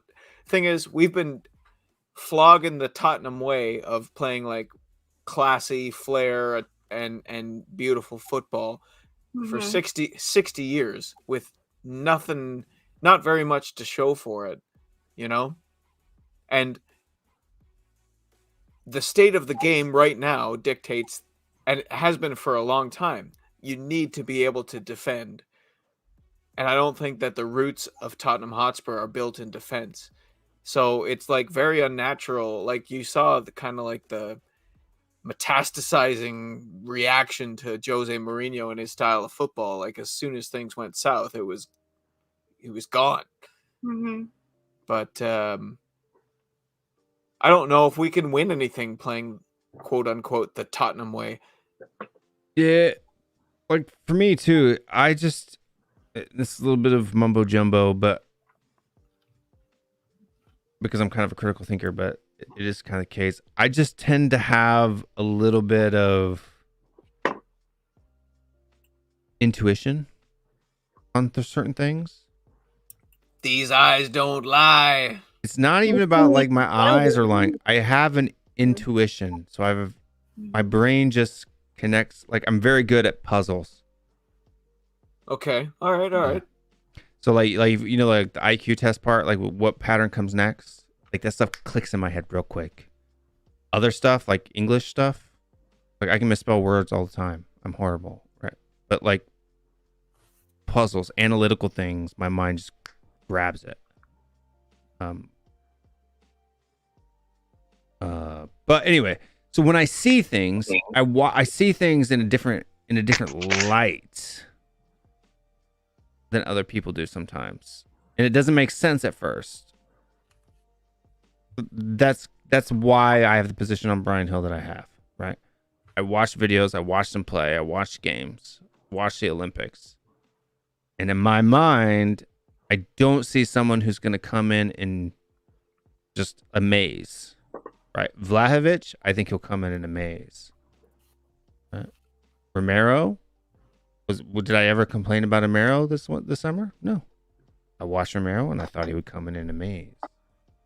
There's just certain people I think that are going to struggle, and I can see that struggle. Sometimes it's really early, and that's why I catch a lot of flack, because I call it quick.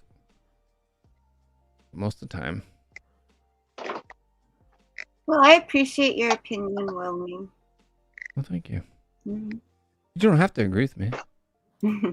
Aaron. It would be no fun if everybody agreed with me. Yeah, that's why I'm here, Will. Aaron, serious. 안녕하세요. Hi. 안녕하세요. 예,お元気ですか? Hi, 元気です. お元気ですか? はじめまして. はい本当すごい So okay. お願いします. Hi. Sorry, just I'm fascinated by Goguma's multilingual abilities. I mean, I'm a native English speaker, and Goguma's got better English than me. She's fluent in Japanese, Hangul, you name it. I mean, you are. Come on, I know you are. Oh, I mean, you came on here and you said, "How are you doing?" I'm doing very good. Well, good, great. I mean, I understood what you said in Japanese there. I mean, that's pretty. Yeah, my Japanese, my Korean is literally it's all about food. You know, that's where what I learned when I was living in both those countries. So. I can count, I can say, may I have, and, what's this? And, just the basic kind of things. And I can speak a lot about food in those languages. But honestly, the grammar that Goguma has is it puts me to shame. And my sister's a professor of linguistics, by the way. So Yeah, I can't speak Japanese very well at all. I can understand probably a lot more than I can speak. Only because I used to go there for business. But, yeah. It's a nightmare, though. I mean, you've got three different what I would call alphabets. So you've got hiragana, katakana. I can't read Japanese. Oh man, there's 72 characters in hiragana, 72 in katakana, and I think over 6,000 goguma in kanji. Mm-hmm. So yeah, so it's a nightmare. And then you've got romanji, which is the English characters. But anyway, back to football. Sorry to divert there. Just yeah. I just want to say, goguma, I'm well impressed. I'm from a family of linguistics, and I'm the worst in the family at it, so it's always fascinating to me to meet somebody who's able to switch between various languages and styles and that. Because I was like, oh, that's so cool. He speaks Korean, he speaks Japanese, he speaks Deutsch. I was like, wow, that's so cool. Nur ein bisschen Deutsch. Ich wohne auf München für eine Jahre alt. Nur. So I've only lived in Germany for a year and a half. And Korea a year and a half, and Japan a year and a half. For some reason, it's always 18 months that I always stay in places. But anyway, sorry, guys. Football. Aaron, do you want to hear me speak German? Yeah. All right, here I go. Currywurst. Currywurst. Oh, Bratwurst. Yeah. Sauerkraut. Bratwurst. Eine Schneider Schnitzel. That means a slice of ham, by the way, for those who don't know. Aaron, is it safe to say, Aaron, that it would be easier for you to list the places that you haven't lived as opposed to the places that you have lived? Okay, well, I've lived... He's never lived in America because he hates Americans. No, I have lived in America when I was a teenager. My dad used to be chief executive of a bank called First New Hampshire Bank. Bank of Ireland bought them out, and my dad was living. He had two places. One in a place called Manchester, New Hampshire, which is a pretty shitty town. New Hampshire's actually a great state, though. Yeah, no, New Hampshire is lovely, but this particular town, Manchester, was a bit rough. And so he had a gaff there when I was a teenager, and I used to go over quite a lot. And he had a gaff just outside of Southie, South Boston, Southie. Yep. Yeah, so I was a bit of a troublesome child back then. In about a month. All right, cool. Yeah, man. So I used to hang out in Southie a bit back in. Yeah, I mean, well, I'm 47 now, so this is going back when I was 16, 17 years old. So I have lived in America. I need to ring up Marcelo when I'm up there and kick him in the nuts. That's what I need to do. Oh, man, Marcelo's gas, man. He's a great bloke. I love Marcelo. He's awesome. He's so much fun, man, that guy. You just can't help his infectious kind of passion. That South American Latino kind of love that he has for everything that he loves, I guess. It's fantastic, man. But he'd be a great lad to meet up with, man. I hope he gets over to Ireland someday. With Harris and Jacko and all the rest of the crew over your side of the world, lads. Be good to have an old get together and go to a game. It's the thing is our country is so freaking big. It would be like Jack lives in New York? I mean, that's like 16 hours from me. Right. It'd be like 16 hours in a car, man. It's only like 2 hours in a plane. No, it's like 5 hours in a plane. Seriously? Yeah, 4 or 5 hours. Shit. Jeez, it's very difficult for me to comprehend, even though I've been to America, and been up the Appalachian mountain range. It'd be like you driving all the way to the Middle East. Yeah. You know what I mean?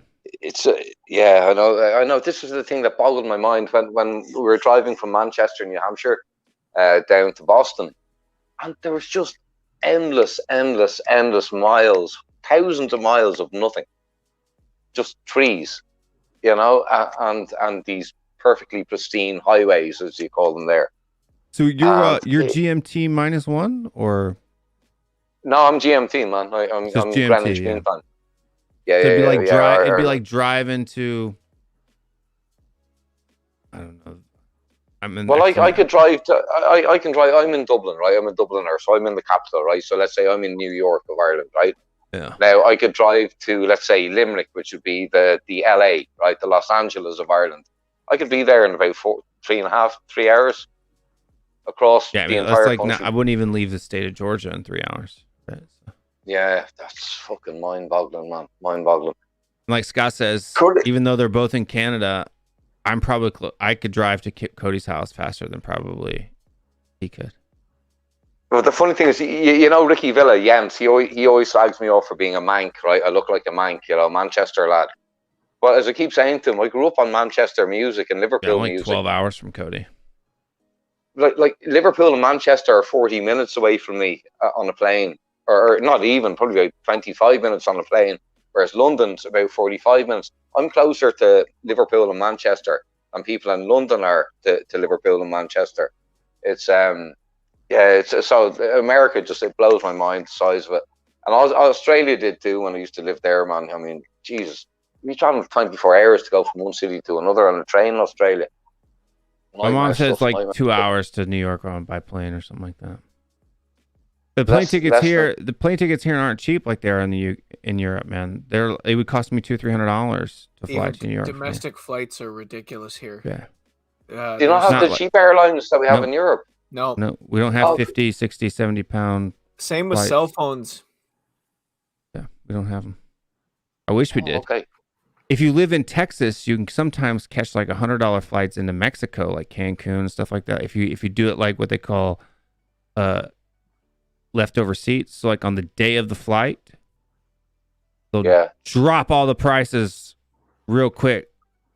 You know what I mean? Like the flight leaves in 5 hours, so it's like you kind of have. It's like I have a friend who lives in Houston, Texas, and he always has a bag packed. He always has his bag packed, like this carry-on bag. It's always packed, and he goes to all these different trips in North America, but in the southern part of North America, so Mexico all the way down to like, you know, before you get to South America, because they'll drop all those ticket prices right at the end if they have empty seats that they haven't sold, and so he'll just literally just boom, call a taxi and go to the airport and then go on like a vacation for 2 days or something. But he owns his own business, but he likes to do that. But otherwise, it's hella expensive, man. Like a family of 5 to fly to New York, it would cost me well over $1,500 probably. Gee, that's mad. I mean, you can get a flight and you're around Europe like for €20. Now, it's not the most luxurious airline in the world, you know. You'd be going on an EasyJet or a Ryanair. Heck, or I'd take something, a prop plane. I'd take a prop plane if I could. I don't care. Tell me about it, brother. I mean, I'm happy to fly to Marbella, you know, 2 hours away from Dublin for €20. You know, I got my dad's gaff down on my dad's got a beautiful gaff and a Porsche down on the Mediterranean, man. You know, it's €20 and I'm over there driving a Porsche, sitting on the med, you know. Like, I love Europe, by the way. Like, I don't want to live here. I want to live in Japan or Korea again. That's where I want to retire to. But I have to say, there's a lot of nice things about Europe. You know, obviously the cheap flights and the no passport issues that we have, and you know, I can work anywhere in Europe if I want to. You know, so there's a lot of, and you know, it all goes back to, I have to give credit to Mr. Winston Churchill for, you know, coming up with the concept of the United States of Europe, based on the United States of America. And that was after World War II. And that's what we've gradually tried to progress to. Unfortunately, Britain is, I don't want to go into it. I don't want to go down that wormhole. But, you know what I mean? Obviously, Britain with their Brexit and all that in recent years has kind of thrown spanner into the works there. But, I mean, the project of Europe, the United States of Europe, it's still on track. You know, we're just having a little bit of a bobble here at the moment. Bone Star says, come to Dubai, the best place in the world. Hey, as long as I can drink beer in Dubai and you want to pay me money, I'll go live in Dubai. I'm sorry, my ex-girlfriend from Philippines, she's working in Dubai now, and she is not having a good time, right? Without going into too much detail. Well, I mean, I'm privileged, right? So I could probably do fairly well in Dubai. Yeah. You know what I mean? I'm a white guy who speaks English. Right? Yeah, would you enjoy the 50 degrees centigrade heat every day? I don't know what that is in Fahrenheit. Sorry, I only speak centigrade. Sleep during the day and work at night. I'm cool with that. Will couldn't handle 50 degrees centigrade. Gingers, they combust at about 42 degrees centigrade. Nah, I hate the heat, but I just work at nighttime. But have you been to UAE? I mean, I've flown through there. No, I've never been. I've been east. I've never been west. Or I've been west. I've never been east. I had a not nice experience in UAE and Abu Dhabi when I was flying back from Tokyo. I was flying Tokyo, Abu Dhabi, Heathrow, Dublin, and I was bashed, man. By the time I got to Abu Dhabi, I was up all night. I was traveling on the Shinkansen trains in Japan. It was 24 hours away. Got into the Abu Dhabi airport. I thought, okay, I need to have a shower. There's always showers in the toilets. Went in, had my shower, came out, went to use the bathroom. I was about to do a man thing in the urinal, a wee, and I looked to my right and I realized I was about to wee in the thing where people wash their feet before they go into the mosque. Oh no. That would have been bad. Yes, and I'm literally standing there about to undo my zip, and I look to my right and I see all these people praying, and I fucking did a legger, man, and ran up to the bar, got myself a Coca-Cola. There's an Italian lad I'd met in the plane earlier. I got him a beer, and we just sat and got stared at by about 100 guys who absolutely, I've never felt so much hatred, man. Yeah, and that's look, it's only my one time in UAE and my only one experience. So and I was grumpy and grouchy because I'd been on flights all night and traveling all day, but I did not feel comfortable there. That's all I'm going to say. I don't mind getting hate, but if somebody wants to pay me $200K a year to teach them English, I'll do that. Man, they got the cash over there. You know what I mean? Yeah. Oh, it's mad money. Yeah. I don't care. Oh, I'd love to tell you about Money's my money, dude. ex-girlfriend. Yeah, I know, but not. Look, this looks fancy, right? But most of the stuff that I got here didn't cost as much as you think it did. Right? I'm a smart shopper. I don't make $200K a year. If you want to pay me $200K a year to teach English, I'll do that. I don't care where the money comes from. You know what? Don't sell yourself short, Will. You're a 6'5" smart shopper. That's right. So 6'5". Oh my God, man! I'd love to make $200K a year. I'd like to make $150K a year. Yeah, but like I mean, you can take sacrifices like that and move to places like UAE or Saudi or Qatar and make tons of cash. But you're giving up so much at the same time. Is it worth it? That's what I always ask myself. So in the dry countries, I probably couldn't do that. But in the countries where they allow foreigners to drink beer, not that I'm an alcoholic. Like I don't ever get drunk. I just like to enjoy a beer now and again. And if I can't enjoy a beer now and again, that would probably be. I figure if they would allow foreigners to drink beer, then that would be a decent place to live, because that means they're not too strict, right? Theocratically, right? But not even being able to hold your girlfriend's hand in public or give her a kiss in public, man. Just little gestures, little things that are completely natural to us that are forbidden. Just wait till you get married. Dude, I'm 47. I ain't getting married, man. No. But yeah. So, what did you think? By the way, you said you're partial to the odd beer. Did you lash the soju out of it in Korea when you lived there? Yeah, I drink soju. I've got some in the kitchen. Oh, it's awful, man. That stuff is dangerous. It's not that it's awful, but it is dangerous because it tastes like alcohol flavored water, but it will knock you out. How many times were you at a barbecue having samgyeopsal, and at the table beside you was an ajumma lashing the soju back, and then after 1 hour she stood up and just fell over completely onto the floor? Did you ever see that happen, Goguma or Will, when you were in Korea? Well, I've seen it happen, but I mean, I don't really go to picnics, right? I go to restaurants, right? Yeah. No, but that's what I mean. You're having samgyeopsal, Korean barbecue. Yes, and the soju is flojuing, and you're having oyopsal, your sangjam, your kimchi, your gochujang, whatever, your kimchi jiggy, your tangjang jiggy. But it's just so many times there was this little ajumma at the table beside me who was lashing soju back, and she'd stand up and just fall over. Not ajumas. Most of the time it's ajishis, not ajumas. Right. I saw many an ajuma. I've seen ajumas, but it's normally not like I see ajishis far more often than I see ajumas, right? I remember Will Just one of the walking first home from nights. school. So when I used to teach at a Hagwon, I'd get off work around 10:30, 11 o'clock at night. And the Hagwon was between the Hagwon between where I was living, I had to walk through kind of like the drinking district, right? So I would see, you know, guys fighting cops like every night, right? Well, Korean people don't fight. Like I've seen many Korean businessmen. No, they don't fight, lampposts. but they fight the police. That's the only thing. They're the only people they Really? do fight are the police. Yeah. I never saw that. I never saw Yeah, that. I because saw many. the guy's drunk, right? And the police are trying to tell him to go home, and the guy doesn't want to go home, so he's like pushing the police, right? Oh, okay, yeah. I don't know. I have to say, I mean, for me, Korea and Japan were out of all the countries I've lived in, I felt the safest in Korea and Japan, no matter what hour of the morning that was. Yeah, no. Yeah, no, I never.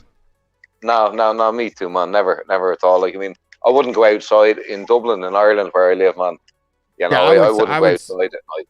Yeah, I would say the cops' biggest issues is like, drunkenness and, you know, like con men or something like that, like financial crimes. But cops aren't supposed to be drunken con men. No, they're not drunken con men. That's their biggest issues that they have to deal with. Yeah. Right. So, but like, because I mean, I'm American, right? So like, if you lay hands, if you even bring your hands above your waist when you're talking to a police officer in the United States, you end up. They shoot you. Yeah. Yeah, my mate got locked up in the States for he was only probably like 20 years old, and he's walking down the road with a can of beer in his hand. He was completely drunk, and he got a couple of takeaways after the pub, walking down the road, having a can of beer, totally normal in Ireland. Cops stopped him saying, "You cannot drink that on the street," or something like this, you know. And he goes, "Okay," and he starts lashing it back. "You got to get rid of it," the cops said to him. So he starts drinking it, right, to get rid of it. And the cops locked him up for a night. Thought he was being cheeky. I gotta say, man, American cops, very scary.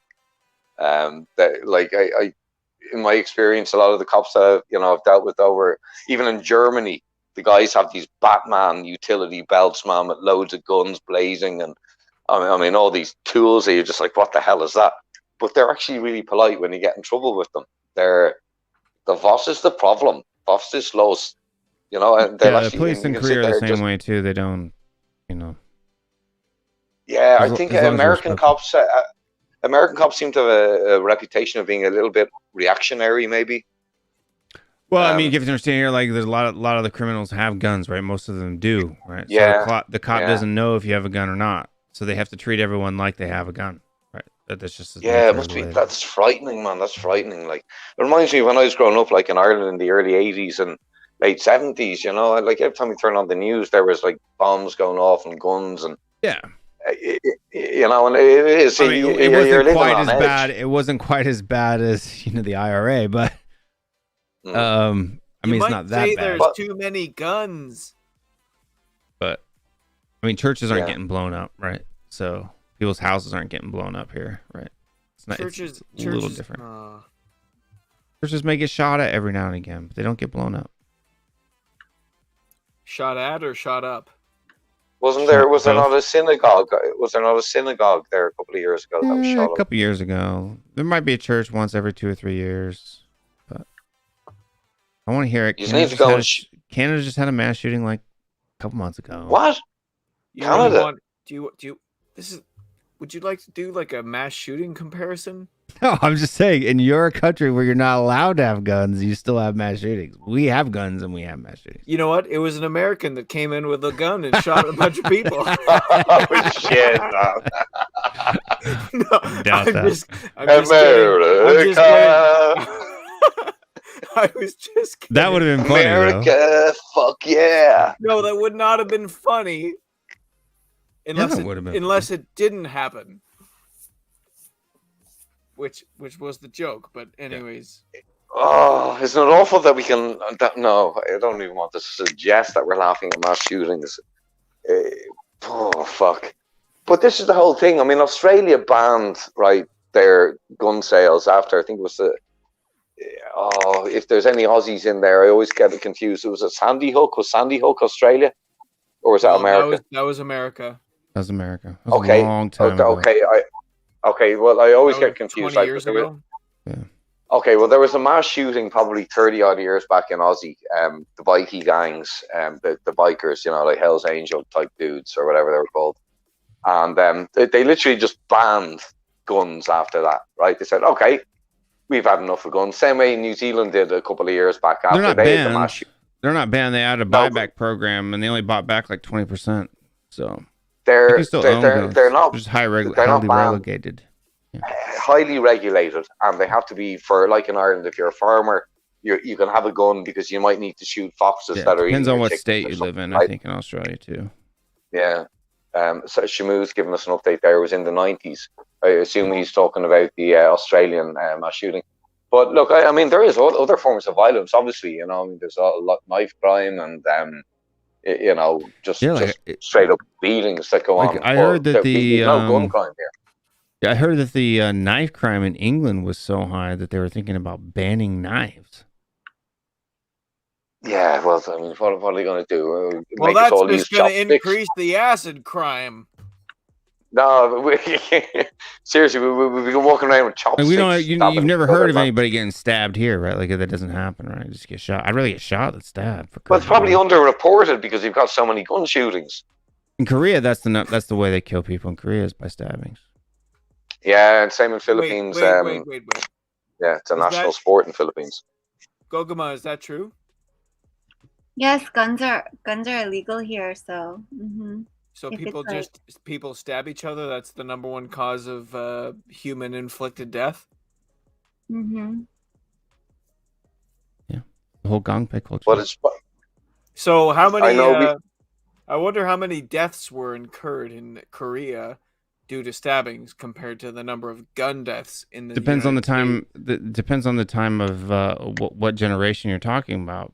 From the 80s to the maybe 2000s. Let's say during the Enoch era. The Enoch era. It's from till 2001 to now. Yeah. It's probably gone down quite a bit because the whole gangpei culture's kind of gone underground. It's kind of like in Japan with the Yakuza culture, right?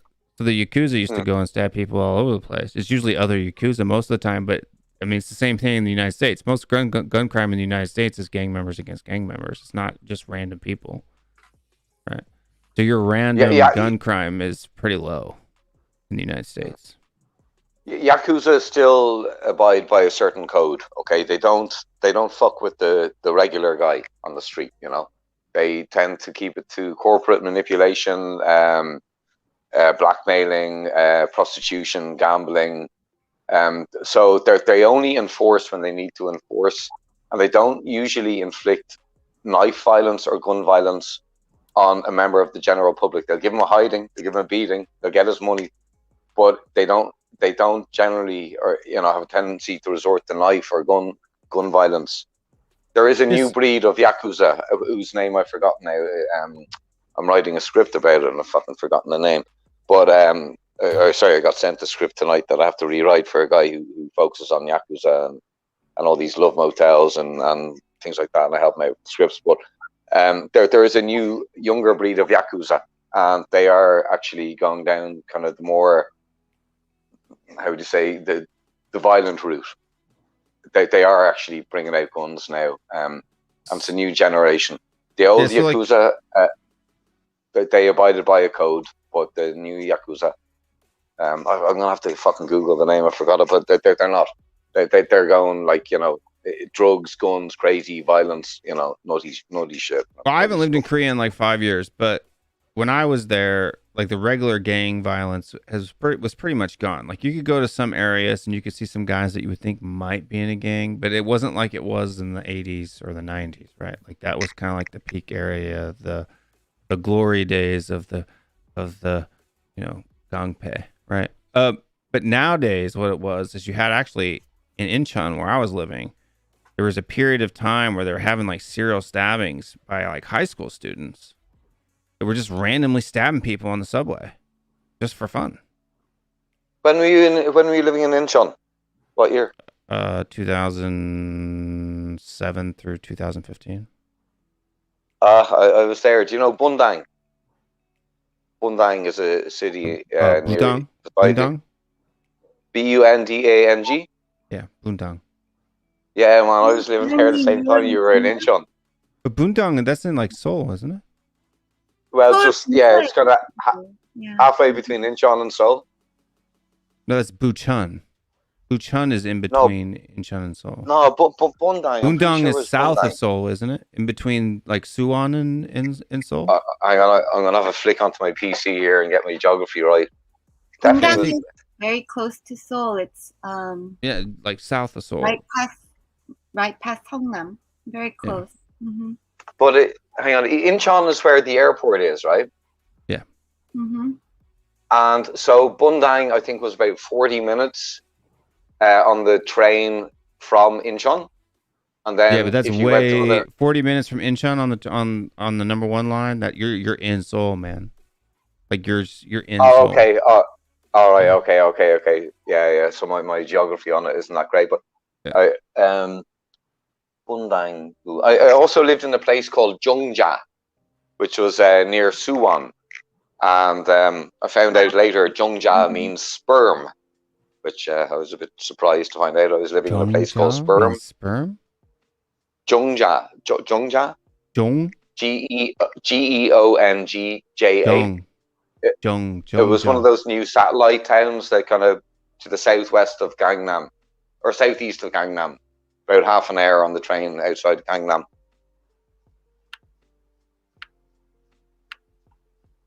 Whereabouts are you, Gogoma? What part of Korea? Oh, I'm in Seoul. Seoul. You're in Seoul. All right, cool. Mm-hmm. Jongja means purity. Purity. Doesn't mean okay, sperm. well, I mean, my ex taught me a few rude words, man. You know, so Or I used to love. correct. Hmm? It No, means he's correct. Mm-hmm. But it must be kind of. You see, what always confused me with Korean, the language, was you've only 24 characters in Hangul, yeah, Mm-hmm. and you've 4 tones in your language. It's a tonal language. Whereas Nihongo, Japanese, isn't a tonal language, but they've got millions of characters. I think Aaron means... Oh my God, all these Korean... Right. The chemist... The Yeah, what's chemist. the chemist name? It can mean sperm. 안녕하세요. 케미스트님. 미안합니다, chemist. What did he write? Jongja can mean sperm, Okay. but the Jongja of the town doesn't mean that, right? So the Hanja Jong, the first Jong is purity. It's the Gotul Jong or Paru Jong, which means upright or pure, chastity or correct. But yeah. But Jongja in Korean would mean sperm. Yeah. Sorry for bringing up that awkward conversation. I was only trying to say where I lived. Bundang and Incheon. Bundang and Jongja. Yeah. And Suwon. And Suwon. I saved Wow, my you ex-girlfriend. were a lot of places, Aaron. But what's funny is Jongja can be a summer house, or it can be sperm in Korea. It was both for me. Oh dear. Change subject. 2 nouns. Abdul. Hi, Abdul. Hi. Summer man. house Hi, Abdul. or sperm. How are you guys doing? Aaron and Kokomo? Doing good. I'm feeling very uncomfortable at the moment. You guys take care. No, I have I'm to cool. run to the restroom, so I'll be right back. Nah, I'm cool. Just All Most that talk of finally. Jungja got Will excited, man. He has to go. I was about to say, how did you get sperm and purity mixed up? Say, please, Abdul, I'm relying on you to change the conversation back to football here, man. Please. No, it's really interesting that you guys are all living in three different places, but you guys all lived in Korea for a long time, and obviously still do with Goguma still living there. It's Mhm. interesting. Like I never met a person that's been to Korea and then just coming on this platform. You meet a bunch of people. So yeah, it's interesting. Yeah, and if I guess if you wanted to like Cody Mack, I realized that you've been here for like the longest. Like, did you guys touch upon the football yet, or like what parts did you not touch upon, or what parts would you wanna Abdul, if you proceed want to on? talk about the game, we've barely scratched the surface. We've been just it's just waffling, man, like four lunatics in a pub, man. first. Will was on his own for like True. the first like hour because I was just waiting for the opportunity to come on and no one else was coming on. And then as soon as I Yeah. came on, we were talking, and then Goguma. This is the first time I've seen Goguma on any channel, so we stopped and kind of shock and awe situation there. Like a So grand entrance. if you wanna talk about the match against West Ham, well, I give you the floor right now. Yeah, just like yeah, we could definitely talk about the match, but I'm sure you guys have all like read the reports. Like nowadays, whenever like it's close to the January transfer window or the summer window, I'm constantly going on these Tottenham transfer rumors and reports like a Mhm. madman. Mhm. And it's like you've seen reports that Antonio Conte apparently the players that they're trying to get rid of in the January window is, this Matt Doherty and this Dele Alli. And then obviously those players like the Harry Winks and all these players. So like being that these players are now starting to flourish, like Dele Alli and Harry Winks, and even Steven Bergwijn, even though it's only been one game, but again, he had a good game against West Ham, which is not an easy thing to do. Do you think any of these players can sort of like survive this January transfer window, or like what's the saying on those players? Well, who if you could choose three players today, who would you sell? Like okay, like obviously Matt Doherty would go because I mean I guess he had a decent game, but it still wasn't good enough. Harry Winks when he came on, he looked well, he looked solid. Obviously, Dele Alli possesses like a skill that really no one on our team can possess. Like again, he has the eye for a goal. And Mhm. don't get me wrong, his goal contributions has been terrible in these last couple of years. But just look at the chances that he created against Liverpool. He could have potentially had like two or three goal contributions, Mhm. right? And that I think that just comes down from just sloppiness and just like being rusty. But I mean, like you could probably say that with more time and more game, he can sort of pick up that sharpness. But I mean, like how many times have we said that in the past? And you know, but like just to answer your question, I would say Matt Doherty, and to be honest, I'm not that quite sure who I would kind of bin out, in terms of the other two players, because again, I still need time, but I mean the window's coming up in really close time, so like you definitely got to make that decision really quick.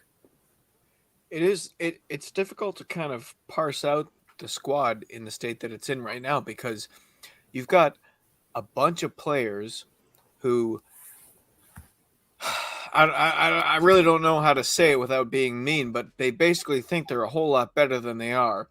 And there's certain players that are being given first team starting roles that should be rotation pieces, and certain rotation pieces that shouldn't even be rotation pieces at this football club. And I don't know if it's like the infrastructure effect where some of these guys who have been at the club for 15 or 10 years and have seen how much this club has grown, especially in value and especially from an infrastructure standpoint. It's hard to know like why they're suddenly playing hard. Are they trying to force their way out? Are they Mhm. trying to grasp? Do they realize now that it's possible that the plan is going to come together? It's difficult. but there's more questions than answers. That's for sure. I think I would probably still sell Dele Alli. Would you sell Okay. Dele Alli? To be honest, I probably would, but like again, from I guess the performance that he's had against Liverpool, like I guess before that game, maybe like 2 weeks ago, we were all saying, you know what, just sell Dele Alli for 10, 15 million, just get him out of this football club and just move on. Would you now demand maybe like an extra £5 million, or would you still have that same, stern, harsh judgment on him and just like sell him for, whatever amount you get is a bonus, basically? Would you still have that same, you know, same thought towards him? Right. I think we can clock up close to €100 million, not sterling, right? €100 million if we offload Undon Deli, and Lo Celso, and they're the three lads I want out the door. Doherty, you can give him a hard time, man, but he's no worse than Royale, and Royale's no better than Doherty. And we don't have another right back at the moment, or a right wing back. You can argue with me saying that Royale is better than Doherty. I disagree. I think they're both equally shite, and we don't have anybody else who's going to step into that position. So I can't see either of them getting offloaded. But I would happily accumulate close to €100 million for Lo Celso, Dele, and Undon, and I would happily let those three lads walk out the door if it meant that we could get one or two decent players in to replace them. A right winger, somebody who can bring a bit of balance, what Sonny does on the left, and a creative central midfielder. I'm happy with our defence. I'm content with it at the moment. But we're not going to see any real progression until we get to the summer. Nothing really ever happens in January, right? It's not, you know, just because we have part of... What's a myth? The myth that nothing happens in January. You know who Liverpool bought in January? Virgil Van Dyke. So you got one player, right? So you got one player, man. Right. Now look at the amount of duds that get signed in January, okay? Virgil Van Dyke was a deal that was going on for about a year and a half before it was actually done, man. They were haggling over the money. In the end, Liverpool said, all right, we'll give you the 70 or 80 million or whatever it is you want. And that was why it was done at that particular time. But it's very rare that a really good, solid January signing takes place. And not only that, but you're talking about bringing in players mid-season. You don't have that pre-season to prepare, get them integrated into the team. I'm not expecting much this January. A few outgoings I'd be happy with, get some money in, maybe get one decent signing if possible, or solidify some signings that we can get in the summer. I don't think we're going to see anything happen in January. Just my own personal view. I think the summer is the more realistic period, transfer window, when we'll actually be able to properly construct the team the way Conte wants. And again, I mean, there's so many different kind of variables. Is Levy still, the guy pulling the strings? Is it Paratici? Is it Conte? Is it Hitchin? There's so many dynamics going on at the moment. So I'm holding out until the summer. I'm not going to be passing judgment come January. For now, I'm just content with the fact that Conte is improving. I think it was yourself, Cody, who said earlier, show me a player that Conte has not improved since he's been there. And that's the way I look at it now. That's the way I expect the rest of the season to go. Upward progression. And then come the summer, then the signings and the incomings and outgoings get done proper. I don't expect much out of January. Okay. Just my view, lads. That's fine. Gogama, I want to ask you, Yes. Mm-hmm. if you had to sell one of these four players, who would you sell? Dele, Dyer, Moura, or Ndombele? Okay, Dyer. Dele, Dyer, Moura, and Ndombele. Because part of the reason that I'm asking those four names is that those four names could actually get us a decent price on the open market. They're all kind of like even in perceived value at this point, but they all offer a different look to our squad. So Dele, Dyer, Moura or Ndombele, who would you sell if you were forced to sell one? If I was forced to sell one, I'd probably Ndombele. Yes, thank you, Gogama. Yeah. Because Kamsamida. because Dyer, I like Dyer. I think he's like Moon Boots power, you know? And like he's been playing really well since Conte came. And I feel like I don't know, it just in general with all the players, he's brought like kind of like a belief and like a mindset. So, you know, but especially with Dyer, like he's been playing really well, and I think he's really thriving under Conte.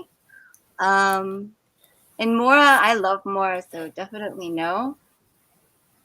It would be a hard decision between Dele and Ndombele, but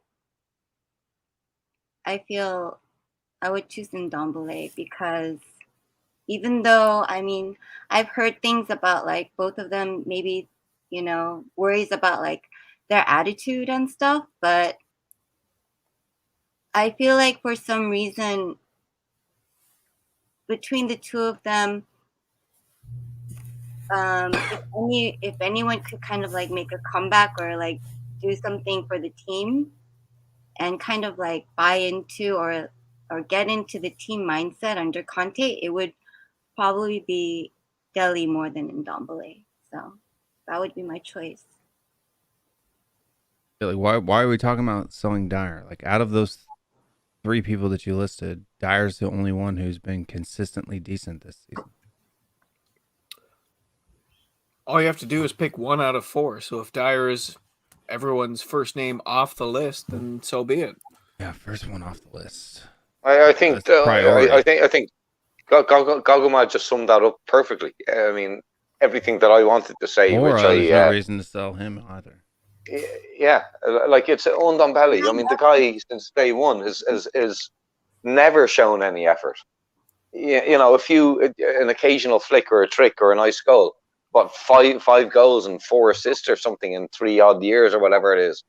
I mean, like it's useless. And then you talk about the attitude, regardless of the fact that he put in a nice pass, you know, and created a goal. That's one pass in one game in one season. Like, he's done nothing for the rest of the games, and since he joined us, man, I'm so disgusted with Ndombele. The amount of money he's earning and what he costs us, and it just, you know, that really winds me up. Sorry, but yeah, sorry. Go ahead, lads. How about Dele Alli then? Dele Alli hasn't really offered much to what Ndombele offered. The Dele cost nothing. I mean, Dele cost, you know, a pack of crisps and a can of Coke. I mean, he was nothing in terms of. Yeah, we spent $5 million on him, right? You know, yeah. I mean, so in terms of attitude, yeah, just as bad as Ndombele. But in terms of the outlay financially, Ndombele has mugged us, man. He's ripped us off, and he's taken us to the cleaners week in, week out on 200 grand a week. Yeah, and that just really, really winds me up. I can stomach it because Dele doesn't cost that much, and he didn't cost that much. But Ndombele, man, nah, man, that guy's got to go, and I want him to go now. Where we possibly still get 30 or 40 mil out of him. You know, if we offload him to the Bundesliga or Italian or Spanish league or something like that, or French league again. Like, Yeah, Davies should be on that list. Ben Davies. Ben Yeah. Davies? You don't think he can be He's like done a really solid well, man. left center back option? As like a sub. Yeah.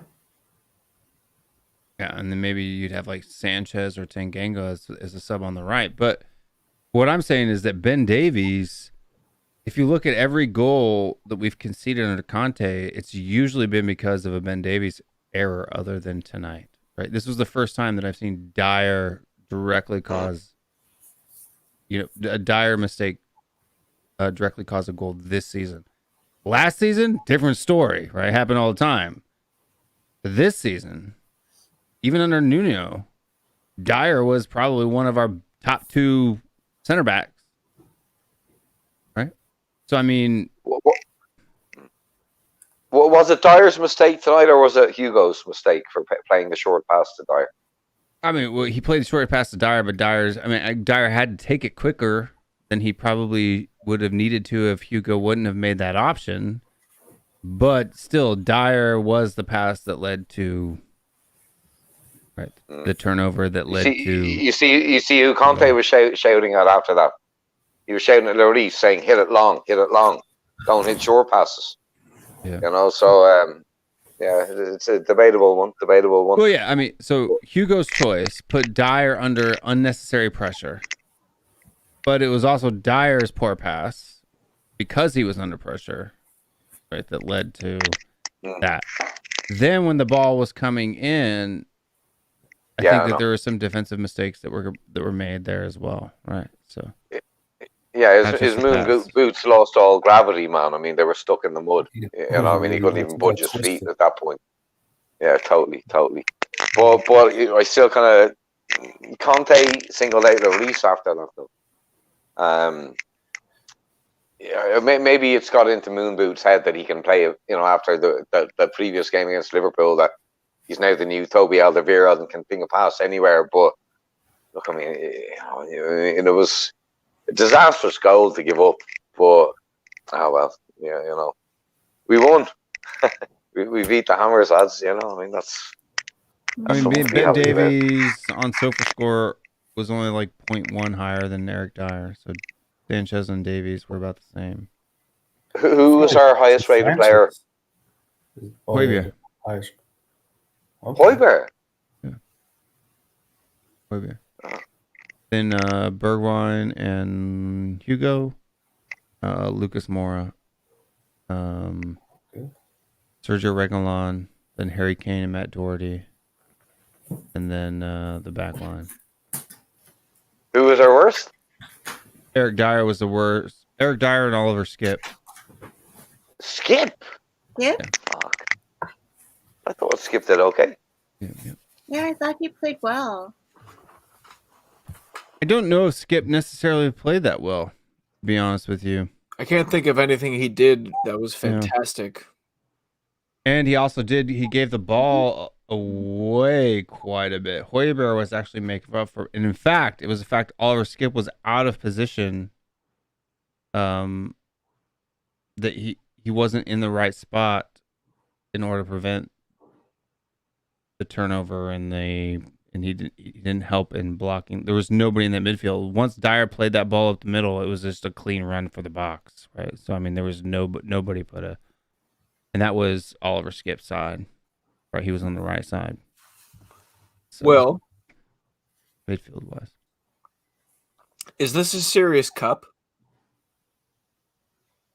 it's about the same as the Conference League. Did you see Liverpool? No, it's not. No. It's a level above the Conference League, man. Come on. No, I don't think it is. I don't think it is. I think. Did you see Liverpool's starting 11 today? Yeah, it was pretty bad. Even their bench was bad. This competition is so much easier to win than the Europa Conference League. Like, I get it. The League Cup has more history. I think once you get to the semifinals, it gets tough. But before that, yeah, it's pretty. Hang on, Cody. You've got Arsenal, Chelsea, Liverpool, Tottenham, right, in the semifinals. But how many games do we have to play to get there? Like 3. Okay, all right, fair enough. But there's no group stage. I know that. Okay, but are you telling me that you expect the top 4 or the 4 semifinalists in the Conference League to be as good as the 4 in the League Cup? Or the what's called the Carabao Cup? No, that's not what I said. I said that the Europa Conference League is tougher to win than the League Cup, and I stand by that. Not because tougher to win because you're playing on Thursday nights and you got to play like 20, 25 odd games or whatever. Does that matter? Probably. Well, yeah, travel distance does matter. Listen, this is something.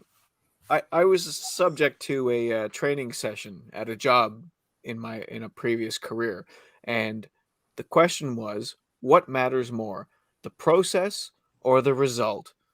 And my answer was process, because in my mind, I thought, okay, well, the process, if you take care of the process, the result takes care of itself. But the answer is the result. And it doesn't matter. It doesn't matter if there's a bunch of shit teams in the Europa Conference League. The reality is, those are grown-ass men. That competition chewed us up and spit us out this year, and we didn't even make it out of the group stage. Now, I know that the circumstances around that are a little bit whatever. You can say it was probably like the most ceremonious way for us to exit the competition at that stage that we did. Yeah, it was a win-win. It was a win-win. If we had have gone through with that, you're telling me that you think it would be easier to be coming up against the likes of Leicester and Roma and all those other teams that dropped down from Europa into the round of 32 than it would be to win, 5 games? Well, I think you're playing against a higher level of competition in the League Cup. I call it the League Cup. You guys call it the Carabao Cup, right? I'm old-fashioned. I call it the League Cup. You're playing against... All right, cool. Okay. So you're talking about playing teams that are obviously not on a par with Arsenal, Liverpool, Chelsea, Tottenham, right, in the League Cup. But you're playing more games against more dross. And I think that has a certain drain on the brain emotionally, for motivation, things like that. Going off to play against, teams like Mura, who nobody's ever heard of. We're going off to play in Anfield. Is it harder to play against 3 really good teams or 6 really shit teams? Which is what the Conference League is. You're playing against shit teams. It's harder for me, in my opinion, to get motivated. I don't know if that's necessarily the case, right? Reigns is like. And by the way, just the two teams, the 2 teams that Cody mentioned there, Leicester and Roma. Roma got beaten 6-1 by Glimt or somebody like that, who nobody's ever heard of, right? Leicester aren't even, making the top 4 this season, whereas the teams that we're going to be competing against in the League Cup are in the top 4 running for Champions League spots in the Premier League. So, it's a difficult question to answer, because you're talking about is it basically the question I think you're asking, Cody, is it harder to play more games than it is to play less games against better opposition? And for me, it's the latter. I think it's tougher to play against harder teams, even though you might be playing less games. Yeah. I think that our season last year would be a good, well, maybe not a good, but it would be an example of the argument that I'm trying to make, where, we went through Europa group stage, and as soon as we lost that game on the road to Antwerp, that was like the beginning of the end of our campaign. But the campaign dragged out for so long. Whereas in the Carabao Cup, we got a bye against Leyton Orient. We beat Chelsea's B team.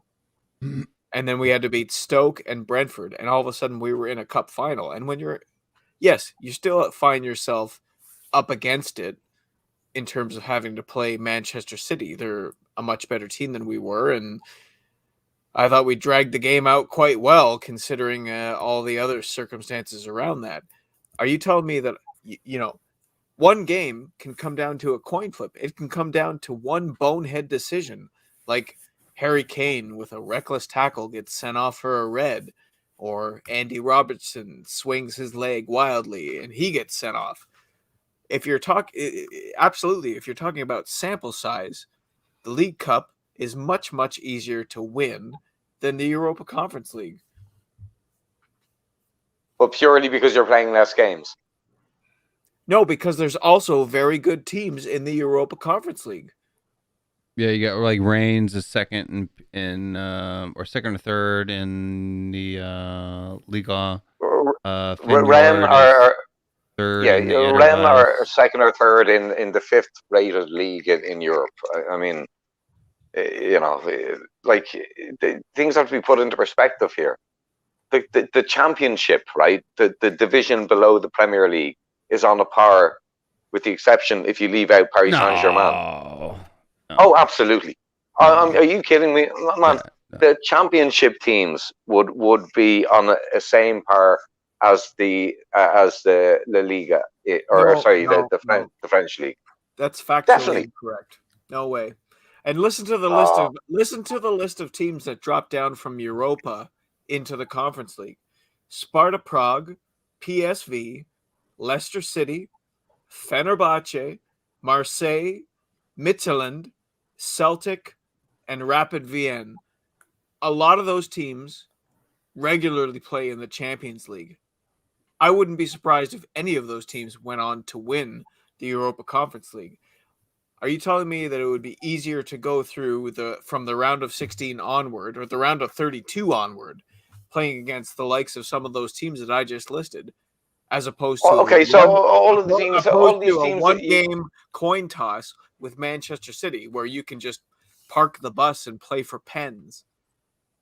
Man, all those teams you listed were nobody teams in the 80s and 90s, right?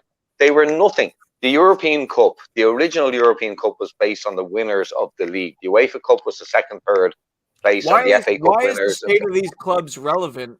Why is the state because of them these aren't big clubs. These are not big clubs. You can list off your Vienna's or your Marseille. Hold on. Isn't relevant to the argument, though. The only clubs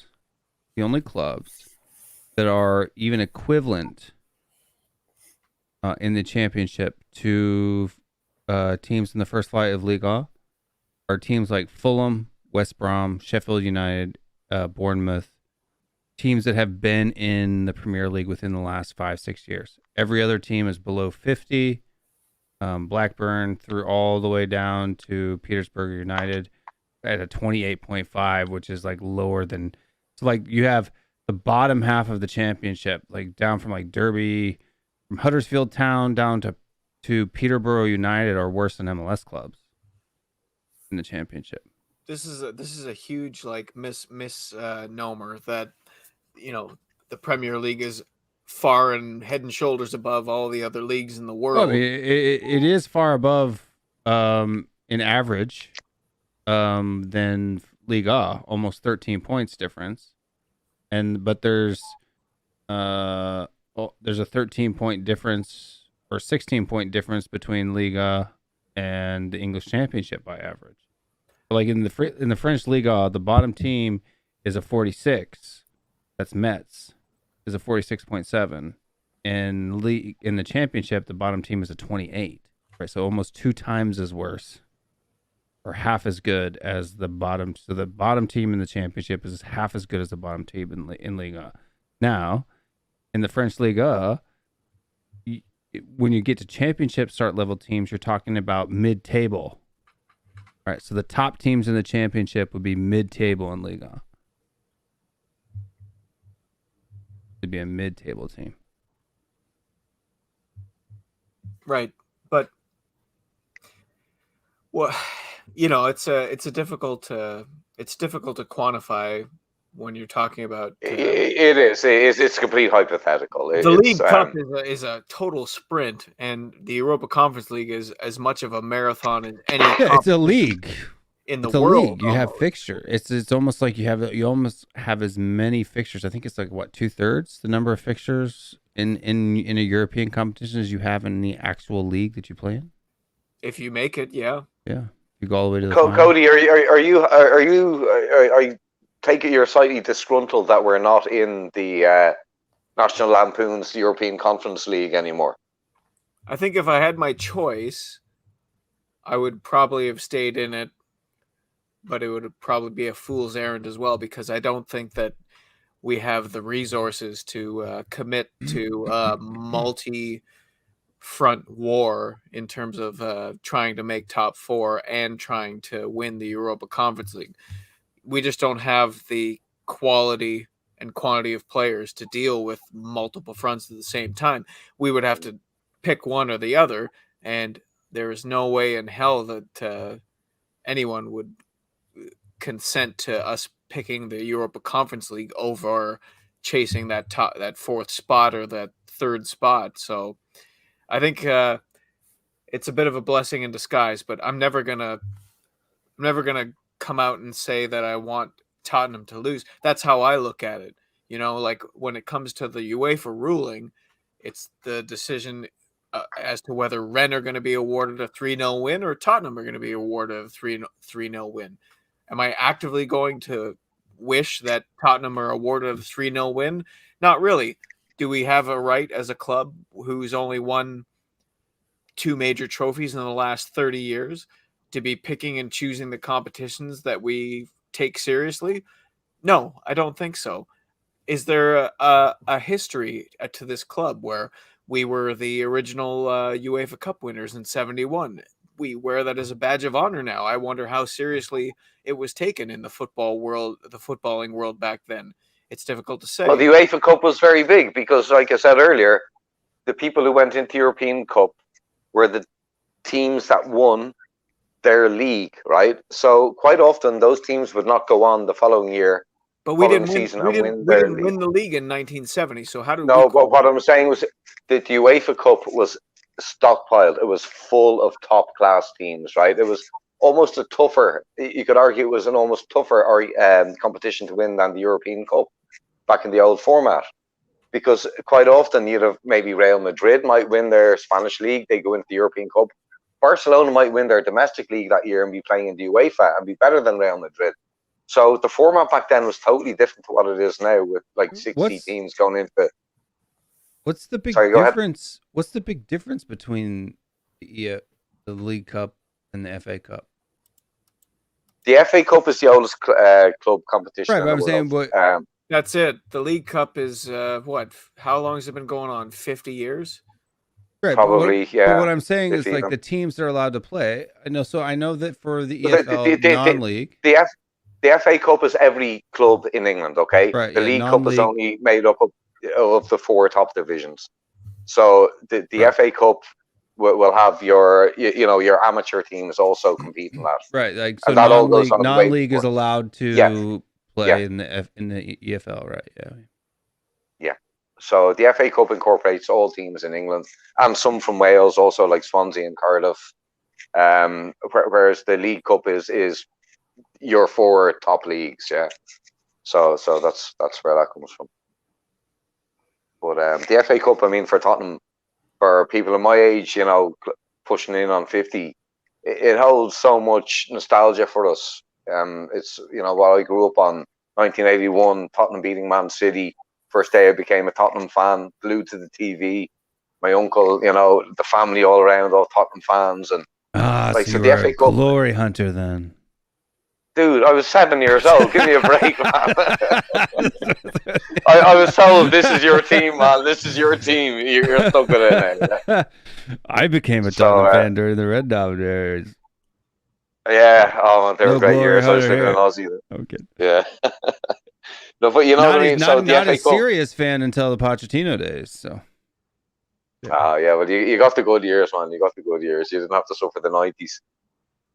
Yeah, it was after Sun. Gogama, when did you start supporting Tottenham? When Sun joined. When Sun joined, so 2015. That's when I became a serious fan. 2015. Mm-hmm. 2014. Did you support Man United before then? Because of Park Ji-sung? Probably. Actually, no. I didn't really support Man United. I really liked before 손흥민, I was just like a fan of the EPL in general.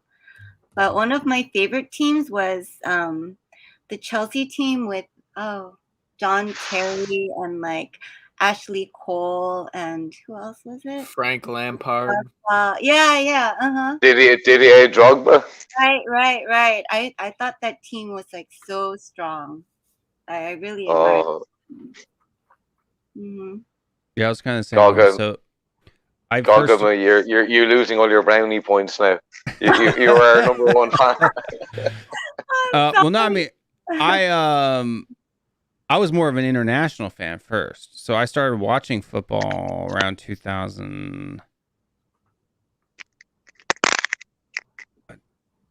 I mean, have I watched the World Cup before that? Probably, but like continuously, like 2006 was probably my first year where I watched like every match in that World Cup.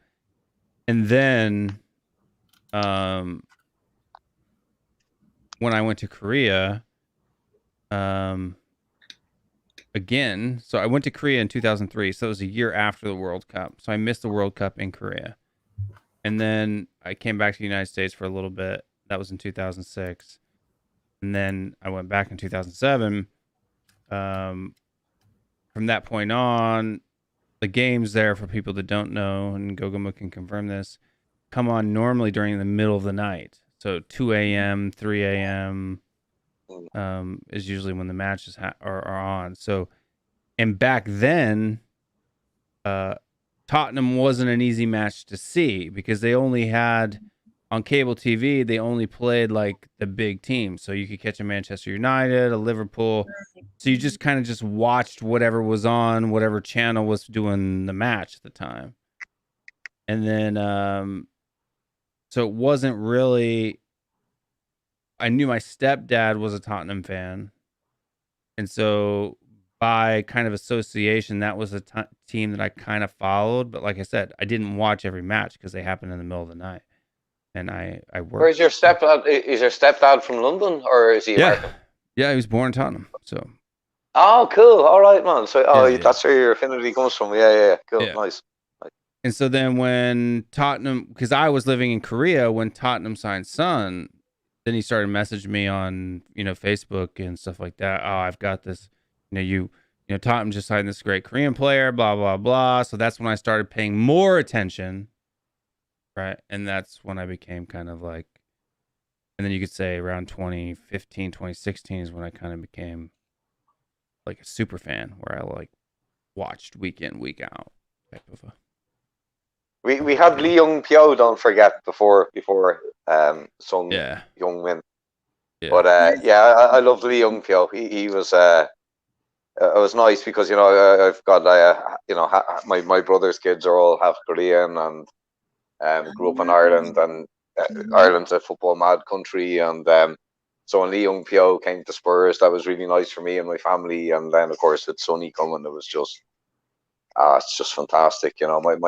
Even my mum, who's a Man U fan, is now a Tottenham fan. She's given up on Man U and she's now a Tottenham fan because of Sonny. So yeah, man, I love the Korean connection that we have. Love it, man. Awesome. And that's not like I said. Oh, sorry, Gogoma. You told me Gogoma means sweet potato. Mhm. And yesterday, and you made me laugh. I forgot to say it to you. Because I remember when I was in Korea, I was living with my ex-girlfriend's. I was living with her family. We were all living together, and her dad was a Man United fan. And one night we sat down and we were eating goguma. We were eating sweet potato and nashi. Nashi pear. In Japan they call it nashi. In Korea you call it Korean pear. And we were watching Man U versus Villa, eating sweet potato and Korean pear. So yeah, after you told me what goguma meant. Pe. Yeah, pe. I prefer the Japanese way of saying it, nashi. It's easier. No, pe is easier. Just say pe. Pe. Like P-E-H, Pierre Emile Hoiberg. Pe. Okay. All right, cool. It's actually I'll remember that one. P-E-A or P-A-E, but Norwich. Don't get me started, man. Do you know what? I got called out because I say it wrong. I was there laughing at Will and all you Americans, all the American accents saying Norwich, because I always say porridge, but just replace the P with an N and say Norwich. And then I got called out saying, no, you're... As Will knew. I didn't know that. It was just, you didn't pronounce the W. Yeah, you kind of leave the W out, but it depends where you're from. I mean, come on. English people, there's none of them on the stream at the moment, so I'm going to be able to get away with it. They pronounce TH as F, so I think, right? Instead of I think. They would say I think. So, like, there's a lot, depending on where you're from in England, there are so many variables on the accent. So, Norwich, or Norwich. I've never heard, Will has a distinctive, unique kind of way of saying Norwich. Yeah. Colin says it as well, by the way. You know, Colin talking ball. That's how you, because that's how you pronounce how it's written. It's Norwich. I can't say Worcestershire sauce, so Worcestershire. we're all square. Worcestershire. Worcester. No, Yeah, but see, I say Worcester. We call it Worcester sauce in Ireland. Worcester sauce. Worcester, yeah. Worcester. That's what they call it in Korea too. Worcester sauce. Yeah, Worcester sauce. Yeah. But that's more like ooh though than woo, right? It's Worcester sauce. But yeah, it's Worcestershire. Worcestershire. Yeah, Worcestershire. Worcestershire sauce. Thank God they don't have a football team. That's all I'm happy. If Worcestershire had a football team, Worcestershire Celtic. I mean, John we'd all be in a lot of Fitzpatrick trouble. says, Aaron, say Starbar. Starbar. Did he ask me to say Starbar? Yeah. Oh God, he's taking the piss out of my Dublin accent. Starbar. Yeah, all right. Thank you. Starbar. He's from Limerick, man. He's Starbar. He'd probably say it as, but Starbar. Oh, give me a break. He's going to be asking me to say 33 and a third or something. 33 and a third? Jog on. Next question. Said dirty tree and a turd. Every day in work in Australia, Alan, say 33 and a third. Dirty tree and a turd. Yeah. I was thinking. There you go. 224 got it right there. I was thinking, mate, innit? All right, geezer. Yeah, from North London, innit? All right, son. But like, but I love accents. The best accents, by the way, is Jason Groves and Mark. No. The two Essex boys, man. The two Essex boys, they got great accents. But no, like you, but you kind of like, so the Busan accent would be like Mohano. I just thought that Goguma sounded like I had a really good friend, Hae-ryun Lee, or Lee Hae-ryun, and she was from just outside of Busan, and she had similar accent, I thought, to Goguma. But obviously I'm wrong, because Goguma's so, yeah. Yeah, way off. Like, Goguma would say, Moheo, and then this person from Busan would be like, Mohano. Okay. Yeah. Completely different. Well, my friend used to work in Mongdaemun in the market. Mongdaemun, I think it's called, Goguma. Mongdaemun, the night market in Seoul. Right. Dongdaemun? There's Dongdaemun and Mongdaemun. I think there's two of them. One of them is day and one of them is night. Maybe not. It's near where the palace or the old castle is, I think. Dongdaemun 아니에요? And there's a big kind of round. Is it Dongdaemun? Oh, okay. 궁 옆에 있는 거 동대문 아닌가요? 동대문은 거기 월드컵 경기장 근처가 동대문 시장인데요. 아, 남대 압구정? 아닌데 그거는 If it's Namdae, I think you're talking about Namdaemun. Namdaemun, that's it. Yes. Uh-huh. Yeah. So maybe Myeongdong. Yeah, Myeongdong. Maybe she got a Seoul accent living there, and I just thought because she was from near Busan that was a southern South Korean accent. But yeah, so maybe that's why I got confused. Yeah. My sister-in-law is from near Busan, also from a little village down south, the southern tip of South Korea. Oh, your sister-in-law. Oh. Yeah. Bo-yeon Kim Bo-yeon. Yeah, she's cool, by the way. She moved to Europe when she was 16.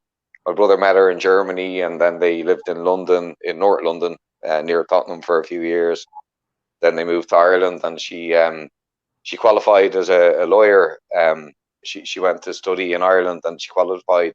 She was top of her class in law in a very good university in Ireland, which is amazing considering she wasn't a native English speaker. And you know, she literally didn't have a huge vocabulary, and now she puts us all to shame. She's incredible. Her words, her linguistical skills are just incredible now. So yeah, there's something I really admire about Korean people just there. But when you guys study, you do it the right way. You know, I got kicked out of every school I ever went to, and I'm a bit of a joker, but just the dedication. I mean, and I know a lot of Korean people, obviously through friends and family, and they all excel when they go to university or go to college or have their careers. They're just. I don't mean to be stereotypical here, but that's my experience.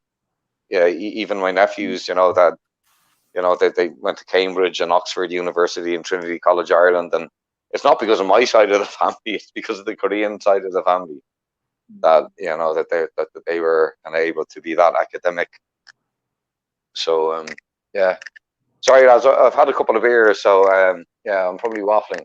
Aaron, you sound like my dad talking. Yeah, because like I all my don't see cousins' like the two accomplishments. closest markets to the palace would be Namdaemun and Dongdaemun. Those are the two closest ones to the palace. Where's the one where you get the massive big ice cream cones? You know, you get like an ice cream cone, but it's like the cone's about 1 foot and then the ice cream on top of it. You probably call it soft cream or something in Asia. We call it ice cream cone in Europe. Like a giant ice cream? Those are all over the place. So Yeah, like, there's a lot of can you? yeah. I'm just relying on photos here. With me and the ex, and she has this ice cream that's basically taller than her. It's like Myeongdong and Namdaemun Market are like right I next to miss each other. those. They're like Those are 2 so subway good. stops away from each other. So Okay, I'm probably muddling them up and creating my own name for them and calling it Mongdaemun or something. No, you were very close. Sorry, I'm just somebody's Aaron. You sound like my. Oh, it's gone. Comment's gone. All right, no worries. I'm gonna stop talking, lads, and just listen because it's it's probably time I just put a lid Is in it the late talking. over there? Aaron, what time is it? We're in Ireland. Yeah, man, it's mad o'clock here. It's like 5 a.m. or something. I think. You must be tired. 5 a.m. Must be tired. Look, I'm operating. No, Gogoma, I operate on kind of a Japanese time zone, so Mhm. I'm often up all night and sleep during the day. So yeah. So you're okay? Pardon? So you're okay right now? Oh yeah. It's just because my daughter, she's in Japan, so my Right. granddaughter, so Mhm. and also I do a little bit of writing and a little bit of work in Japan. So I often have to stay up at night and try and catch up. And I'm insomniac anyway, so 4 hours sleep is enough for me. Yeah, I feel like an insomniac too because like I'm watching so many Tottenham channels. They're all so fun. So like I'm just. I know. Every time I turn on, you're there, right? If it's coffee morning with Ben Kaufman or hi Gagama or that's so or 5 a.m. with Will Stewart or something. It's so fun. I love all the shows. I love all the people. They're so kind.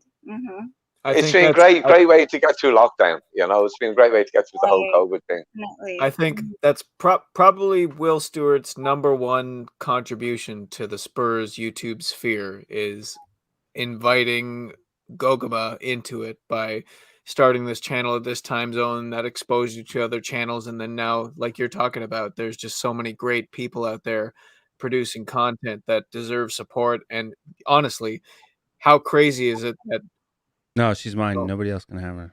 I'm just kidding. how crazy is it that you could basically watch live Spurs YouTube fan streams almost any time of the day? Yeah, it's crazy. Yeah. It's there's too many good channels to actually keep up with. It's really it's amazing. Why don't you do your show anymore? I miss your show. I know. Field trip. Yeah, Cody, why don't you do your show anymore? Yeah. I went back to work when I was doing my show. I was at home with my kids, and I was able to carve out a time. But now that I have my job to do, it's Yeah, see. no, it's a huge excuse. I'm lame. I'm the worst. I'm the worst person. No, you know what though? Now I get to see you like on those little mini clips on We Are Tottenham TV when you go on to their show. Yeah. They So started I see they your started face. making me into like a little mini clip there. Yeah, Right, like you right, said. right. So I see, oh, that's Cody Mack memes. I like watch that. Yeah. Yeah, I don't know how to feel about that. Hey, I watch it too, sexy. Don't worry, it's hot stuff, man. Now, there are some shows, some channels that I enjoy a lot. Some of them drive me insane. Make me want to throw my phone at things. I stay away from the bigger. No offense to the smaller channels, but I stay well away from the bigger channels because what I've noticed is the larger the channel becomes, the more stupid the chat in the comments gets, and It's not the more chat in the people who- comments. I tend to not participate in the chat in the comments that much. It's usually it's the people up on there talking. I've got my few select channels that I enjoy tuning into, and Yeah, like Mari. I think it's an absolute crime. Yeah, that Mari Mari. only has like 150 Oh, subs or 200 Mari, subs. I love his. Mari's so cool. Yeah, his shows are amazing. Spurs I like- Ration's great as well. He's on at a weird time. Like I'm asleep at 8 o'clock in the morning here, so I don't ever watch his shows that much. Goguma watches. Goguma. Well, that's Gogama's time, right? So that's her prime time. Yeah, you could say Goguma watches for just about any of the shows, though. That's true. Which is good. It is good. It is very good. Talking Tottenham or Tottenham Tantrum goals is fun too as well. Yeah, too, I've only caught their. I haven't caught any of their stuff live. I've only caught it like a replay. I Replay nearly for got me them is kicked not off air as last fun. night. If I go on replay, I put it on like 2x and I just blast through it. Right, live is more entertaining for me. I was freaked out all day, man. I thought I got them kicked off last night because I got on and I was effing and blind and I didn't realize I was cursing so much. You know, Irish people, we have a tendency to use bad language or good language used in a bad way or bad language used in a good way. But I was effing and blind, and after a few minutes, a comment popped up saying that this language is horrible or something, and I didn't see the comment, and I realized it's the guy who's giving Dermot and Kuva the footage Duck of all Jive these won. old videos. Yeah, and I apparently, because I was cursing, he got offended, and I didn't see the comment, and I kept talking as I normally do in Dublin accent and dialect, and then I only clicked it after a few minutes. That's what this show's for. We got no. Well, that's why I said I better not come on, man. I was terrified that I would have got them. But anyway, they had 2 streams today, so I'm trying my best not to use bad language anyway. Bitch. We swear on this channel, you gotta feel comfortable. But no, I See, I've started a lot of trends. One is freedom, like our show topic. It can go anywhere from culture to food to just like sperm, whatever you want to talk about. What? It happens. Jungja.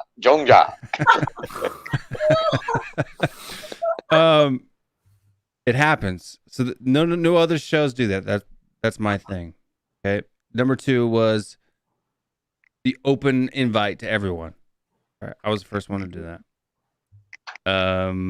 What? No, you weren't. Yes, I was. In what realm are you the first person to invite anyone onto your show? No, not anyone. Everyone. No. No, you did not pioneer inviting people onto your channel. No, that's not what I said. All at one time, right? Before me, it was one at a time. Ask Aaron. Before me, everyone who invited, when they had callers come in, it was one at a time. I was the first one that had open panels. It's a true fact. I pioneered open panels.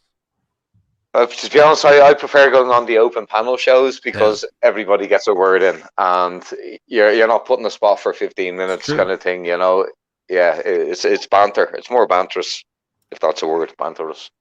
It was one at a time. Dave was doing one at a time. We Are Tottenham TV was doing one at a time. Matt was doing one at a time. Nobody else was doing open panels. So that was me as well. And what else did I pioneer? BJ. BJ. Yeah, what happened to pioneered BJ? He's out of the country. So he made a comeback earlier with Terry on Murray's show. Terry was a good time. Terry was priceless, man. Oh, David Neem says open to Universe Galaxy. I remember. Oh, Universe Galaxy, man. You know, I've gone on to Universe Galaxy. I've been German. Yes, my name is Harry Winks. I am from Germany. And I'm just here to talk about Michael Jordan's sausage because you said he is the worst. And in Germany, worst means sausage. So I want to talk about Michael Jordan's sausage. Got away with that. Gone on as an Australian guy. I've gone on as a German guy. I've stopped doing it. But it was fun for a time. Just in most other shows, the coming onto the show was hidden behind a paywall,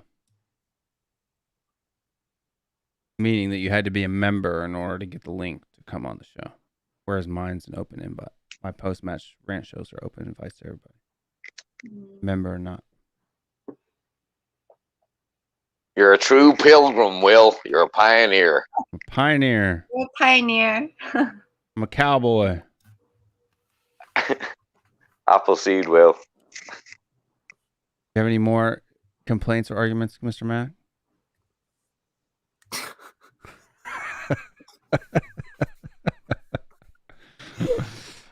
Are you saying that this is the end of the show, or? Oh, yeah, we've been on 3 hours, man. That's pretty much the end of the show. No, I should go to bed. Yeah. So no more words. We'll go back to daily shows. When did I do daily shows? We never did daily shows. Did we? You did when you were your granddad, the boy or whatever the fuck he's called, the Harry Hotspur, or the boy Hotspur, man, the granddad. He did daily shows. I never did daily shows. No, daily. I thought you said daylight. Sorry. Oh. No. I did like we did the Baldmere Tottenham Boys was on Tuesday, right at 2 p.m. Eastern time, and then we did. I did my Q&A show on Thursday. Mr. K did his show on Tuesday nights, and then I did pre and post match. So it'd be a Saturday, Sunday. So I was doing like on this channel with and then Cody was doing, what was your Wednesday mornings? Cody yeah. But Cody was doing Wednesday mornings. So it was 2 on Tuesday, Wednesday, Thursday. Wow, I mean, it was dang near every day, I guess. Every day almost. Yeah, it was dang near every day.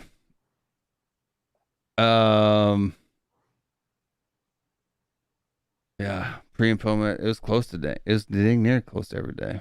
That's probably why I was doing like 26 videos a month around that time. That was like maybe April to June, July, maybe, up until I moved, really. And now you work a day job as well. You've got a regular business. Yeah, I have a job. So. And you've 3 kids and a wife. I don't know how you fit it all in, man. That's well, I mean, impressive. because in the summertime, the reason why I was able to fit that in there, to be honest with you, is I kind of started the channel at the end of my son's season. So, like, if you notice at the beginning of my channel in March, I wasn't doing a ton of videos, but from that April, May, so right around May is when I started going hardcore, and that was because my kid didn't have training; it was the off season, right? When my son has training, I have to leave here, like, he gets home from school at 4. I have to leave at 5. And then I'm gone till like 8. Right? Like 3-4 days a week. So it's really hard for me to jump on other shows because most of the UK guys go around 4:30 p.m. Eastern time. Right? That's when they mostly go. I do most of my work in the day from 9 o'clock to noon. That's my busiest time of the day. That's when I do all of my hard work. 8 o'clock, I'm not awake yet. 11 o'clock, like when We Are Tottenham T does their Good Morning American shows or whatever. Not America, but their Good Morning Tottenham shows. It usually happens between 8 a.m. and 11 a.m. my time, which is when I'm working or asleep. So it's hard for me to get on those morning shows. Sometimes I wake up earlier. It just depends on when I fall asleep in the evening. But so now, I could do a show at 2 or 3, but right now my work schedule has been especially now it's the holiday season, so I've been really busy. And I have other people that I have meetings with where I have to be available between like 2 and 5. So they could call me at any time between 2 and 5. And if I'm not available to answer the phone, then I get in trouble, right? So it's kind of a weird situation right now. So I'd like to do more shows than I can, but I just can't.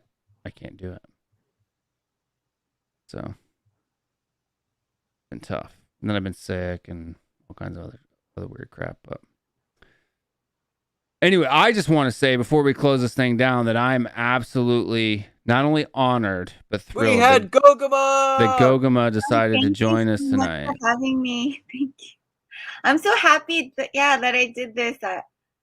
I am too. I've been trying to tell you to come on the show for months. Really? Be careful. Yeah. Gogama, everybody has. You've been asked on Persuasion. You've been asked on every channel that you're always asked to come on. Yeah, you know. And you said you just everybody prefer loved your comments. you just prefer to be in the chat. That's Yeah, I under like you. to be in the chat. We like you being in the chat. And we like you being can on do stream both. with us too. Yeah, You can do both. at the same time. Cody does. Cody argues with people in the chat while he's on stream all the time.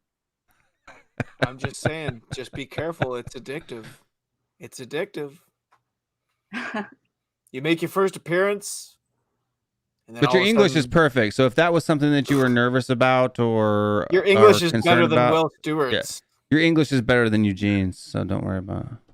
No. It's better than mine as well, for Jesus' sake. Man, I can't even speak 2 words without cursing. Well, So thank you I'll for go, Matt. this. It's And I great. mumble a lot. I'm a mumbler, so I only came on tonight. I didn't want to talk to Will or Cody. I just wanted to say hello to Gogama. we'll screw you too, Aaron. No. Yeah, up yours, brother. Piss off, Aaron. Hi, Aaron. Bob, I miss Bob. Yeah, he'll be back soon, man. He'll be back soon. He's on the mend. Thank you. Also, thank you everyone in the chat. Thank you so much. Yes. You're so sweet. All of you. Gogam is the star of the night. Gogama, you have to watch back when you first came on the stream because the comments were just like Gogama, Gogama, Gogama, Gogama. Like You broke the internet, Gogama. you did. Yeah, come Could on. have been worse, Gogama. We could have had Scott M on. Just kidding. Scott say. I know, so do I. I love Scott, man. He's a great wind-up merchant, man. Gogama Nim legend. 감사합니다. 천자. Kamsahamnida. Thank you. Is that thank you? Legend Kamsahamnida. is like what? Chonsol? I forget. Chanja? Chonsol? 전설? Oh, Chanja. Where's David from? He's got really good Korean. David's He's from, US. he lives in the US, but he's Korean. Oh, okay. All right. Daijobo. Sorry, revert back to Japanese when I can't speak Korean. It's You know, Kyoto. Daijobo, Gogoma. 다이조부 다이조부 네. Daijobo. Hi. Did you say Alrighty, what's folks. QP? An American Korean is called a kyopo. In Korean. Kyopo. Ah, Kyopo. cool. It's an American Korean. It's an Americanized Korean, meaning a Korean who's lived in America. So, like, my So- wife wouldn't be necessarily a kyopo, but my kids would be kyopos. Does that make sense? What's Irish Korean then? Iriopo? No, that would just be I don't know. Kyorish? 다른 나라 외국 사람들이 어떻게 일하건데요? 한국 사람들이 다른 나라에서 사는 건. 그것도 교포라고요? 교포는 Korean American이잖아요. Korean American. 그래서 뭐 브라질도 한국 사람도 많고 영국도 많은데. 아, 제일 교포 말씀이신가요? 아, 제일 제일 교포. 네. Foreigner. I feel like I'm watching a K drama here. It's so entertaining. Sorry. No, we got to speak more Korean on the show. In fact, my dream in starting this channel was eventually that we would actually do a whole show a week that was in all Korean. Brilliant. We just don't have enough Korean followers to do that. It's very difficult to get into the Korean and Japanese markets. I don't know was asking me why. about that. I speak Korean fluently. You think out of any of the YouTubers, you got Korean people like Dark Sung G21. I'm insulted. He has never watched a single show that I've ever done. You're kidding me. No, not that I know of. Are you sure? I've never seen him in the chat. He has sent a super chat to this channel. Maybe not. Maybe on your show. No. I always see him on Irish Hotspur. Yeah, he's regular on. He's also on We Are Tottenham TV. We Are Tottenham. Yeah. Matt Hayes. I guess I'm not cool enough. Not cool enough. That's okay. Maybe he doesn't like your opinions. Probably. That's probably it. He actually has a lot of the same opinions that I have, though. Like a lot of his super chat comments are like along my vein, right? Like, I would imagine the two of you get along very well. We probably would. You know what you guys should do, Will and Gogoma? You should make a Korean channel, like base. You know, Gogoma, you host. Will the special guest, David, get David on. Anyone who can speak, a bit of Korean. I want to have a Korean show on this. Brilliant. Channel. I mean, you've got like 44. We just don't have enough people there. Subscribers. You should get Dark Sun G to co-host. Dark Sun is very knowledgeable. Whenever I he's a stat guru. I love him. He's like Jack Kinnicky, I mean the guy knows his stuff. You've got the basis there for a fantastic Korean Tottenham channel. You're gonna get me in trouble now, Aaron. Also we have David Neem and Tony. Yeah, we got the David. We've got Tony Go, David, the chemist. We have 4 or 5 Koreans on this that consistently watch this channel. There's others too. You have what's her name? Kim. Gogoma, help me out. What's her first name? Gina Kim. Gina Kim. Yeah. Saw her recently. Yeah. We have. There's a couple more. I would say, like, if I were to go into my studio and I would just say, see where most of my subscribers are. I think it's like 0.5%. So 0.5% of 1,500 is what? Any quick math people? 1%. I'm sorry? What did you say? 10% would be 150. 15. Are you saying 15% of 500? No, 1.5% of 1,500. Like 10? No, not even 10. Yeah. That decimal place around there. You're trying to work out a percentage.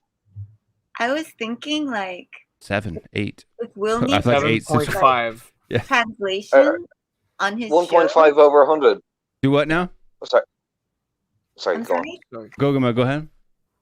Oh no, I was just gonna say I was thinking like if you just had like translation into Korean on your shows, like subtitles, 인기 너무 많을 것 같아요. 진짜로요. 그럼 그렇게 하는데 되게 어려워요. 제가 한국어 쓰는 거는 Also it's very long, so I understand. Like, 근데 진짜 거기 밑에 자막만 있으면요 정말 대박일 것 같아요. 그렇죠. It's so interesting and fun, and like it's really humorous a lot of the time, 그렇죠. 그렇게 하도 되는데. She's saying that if I had like subtitles, Aaron, Cody, and like Marcelo. If I had subtitles in Korean, if I transcribe my shows into Korean. So first of all, subtitles are really hard to make. First of all, so like when they happen in English, so I actually have it set so that the description, I have my channel set to English and Korean. So it should be, if you're in Korea, that it should translate some things by itself automatically. Don't know if that's the case or not, but that's what it's supposed to do. Now subtitles are really hard because not only do you have to actually be able to write what you're saying, but you have to break it out by time.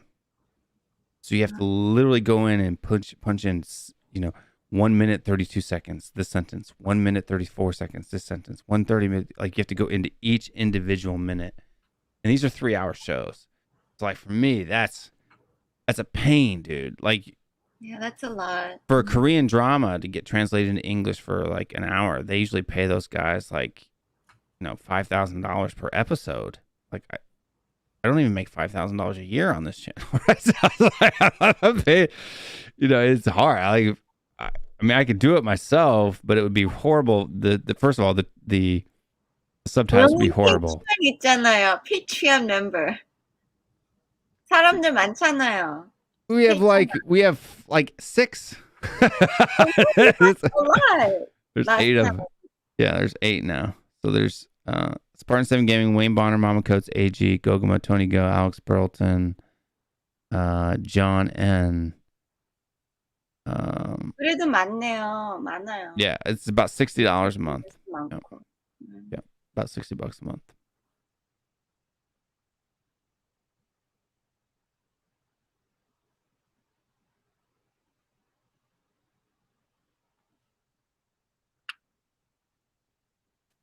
Yeah, so I accidentally left.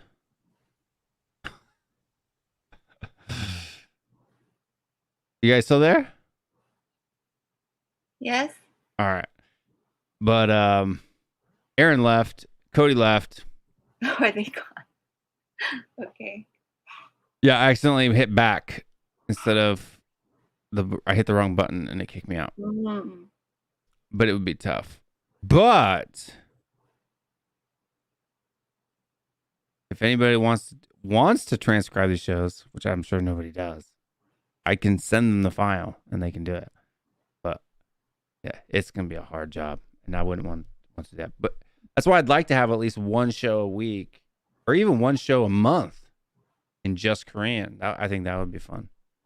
But anywho, Goguma, thank you very much for coming on. I appreciate it. Thank you. And folks at home, do you have any final words for the folks at home? I just want to wish everyone happy holidays and stay safe and healthy. And I wish you good fortune and wellness. Merry Christmas.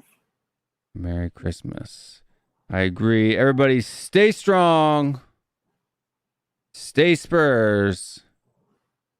And we will see you guys next time. 1, 2, 3, 4. Let's go now.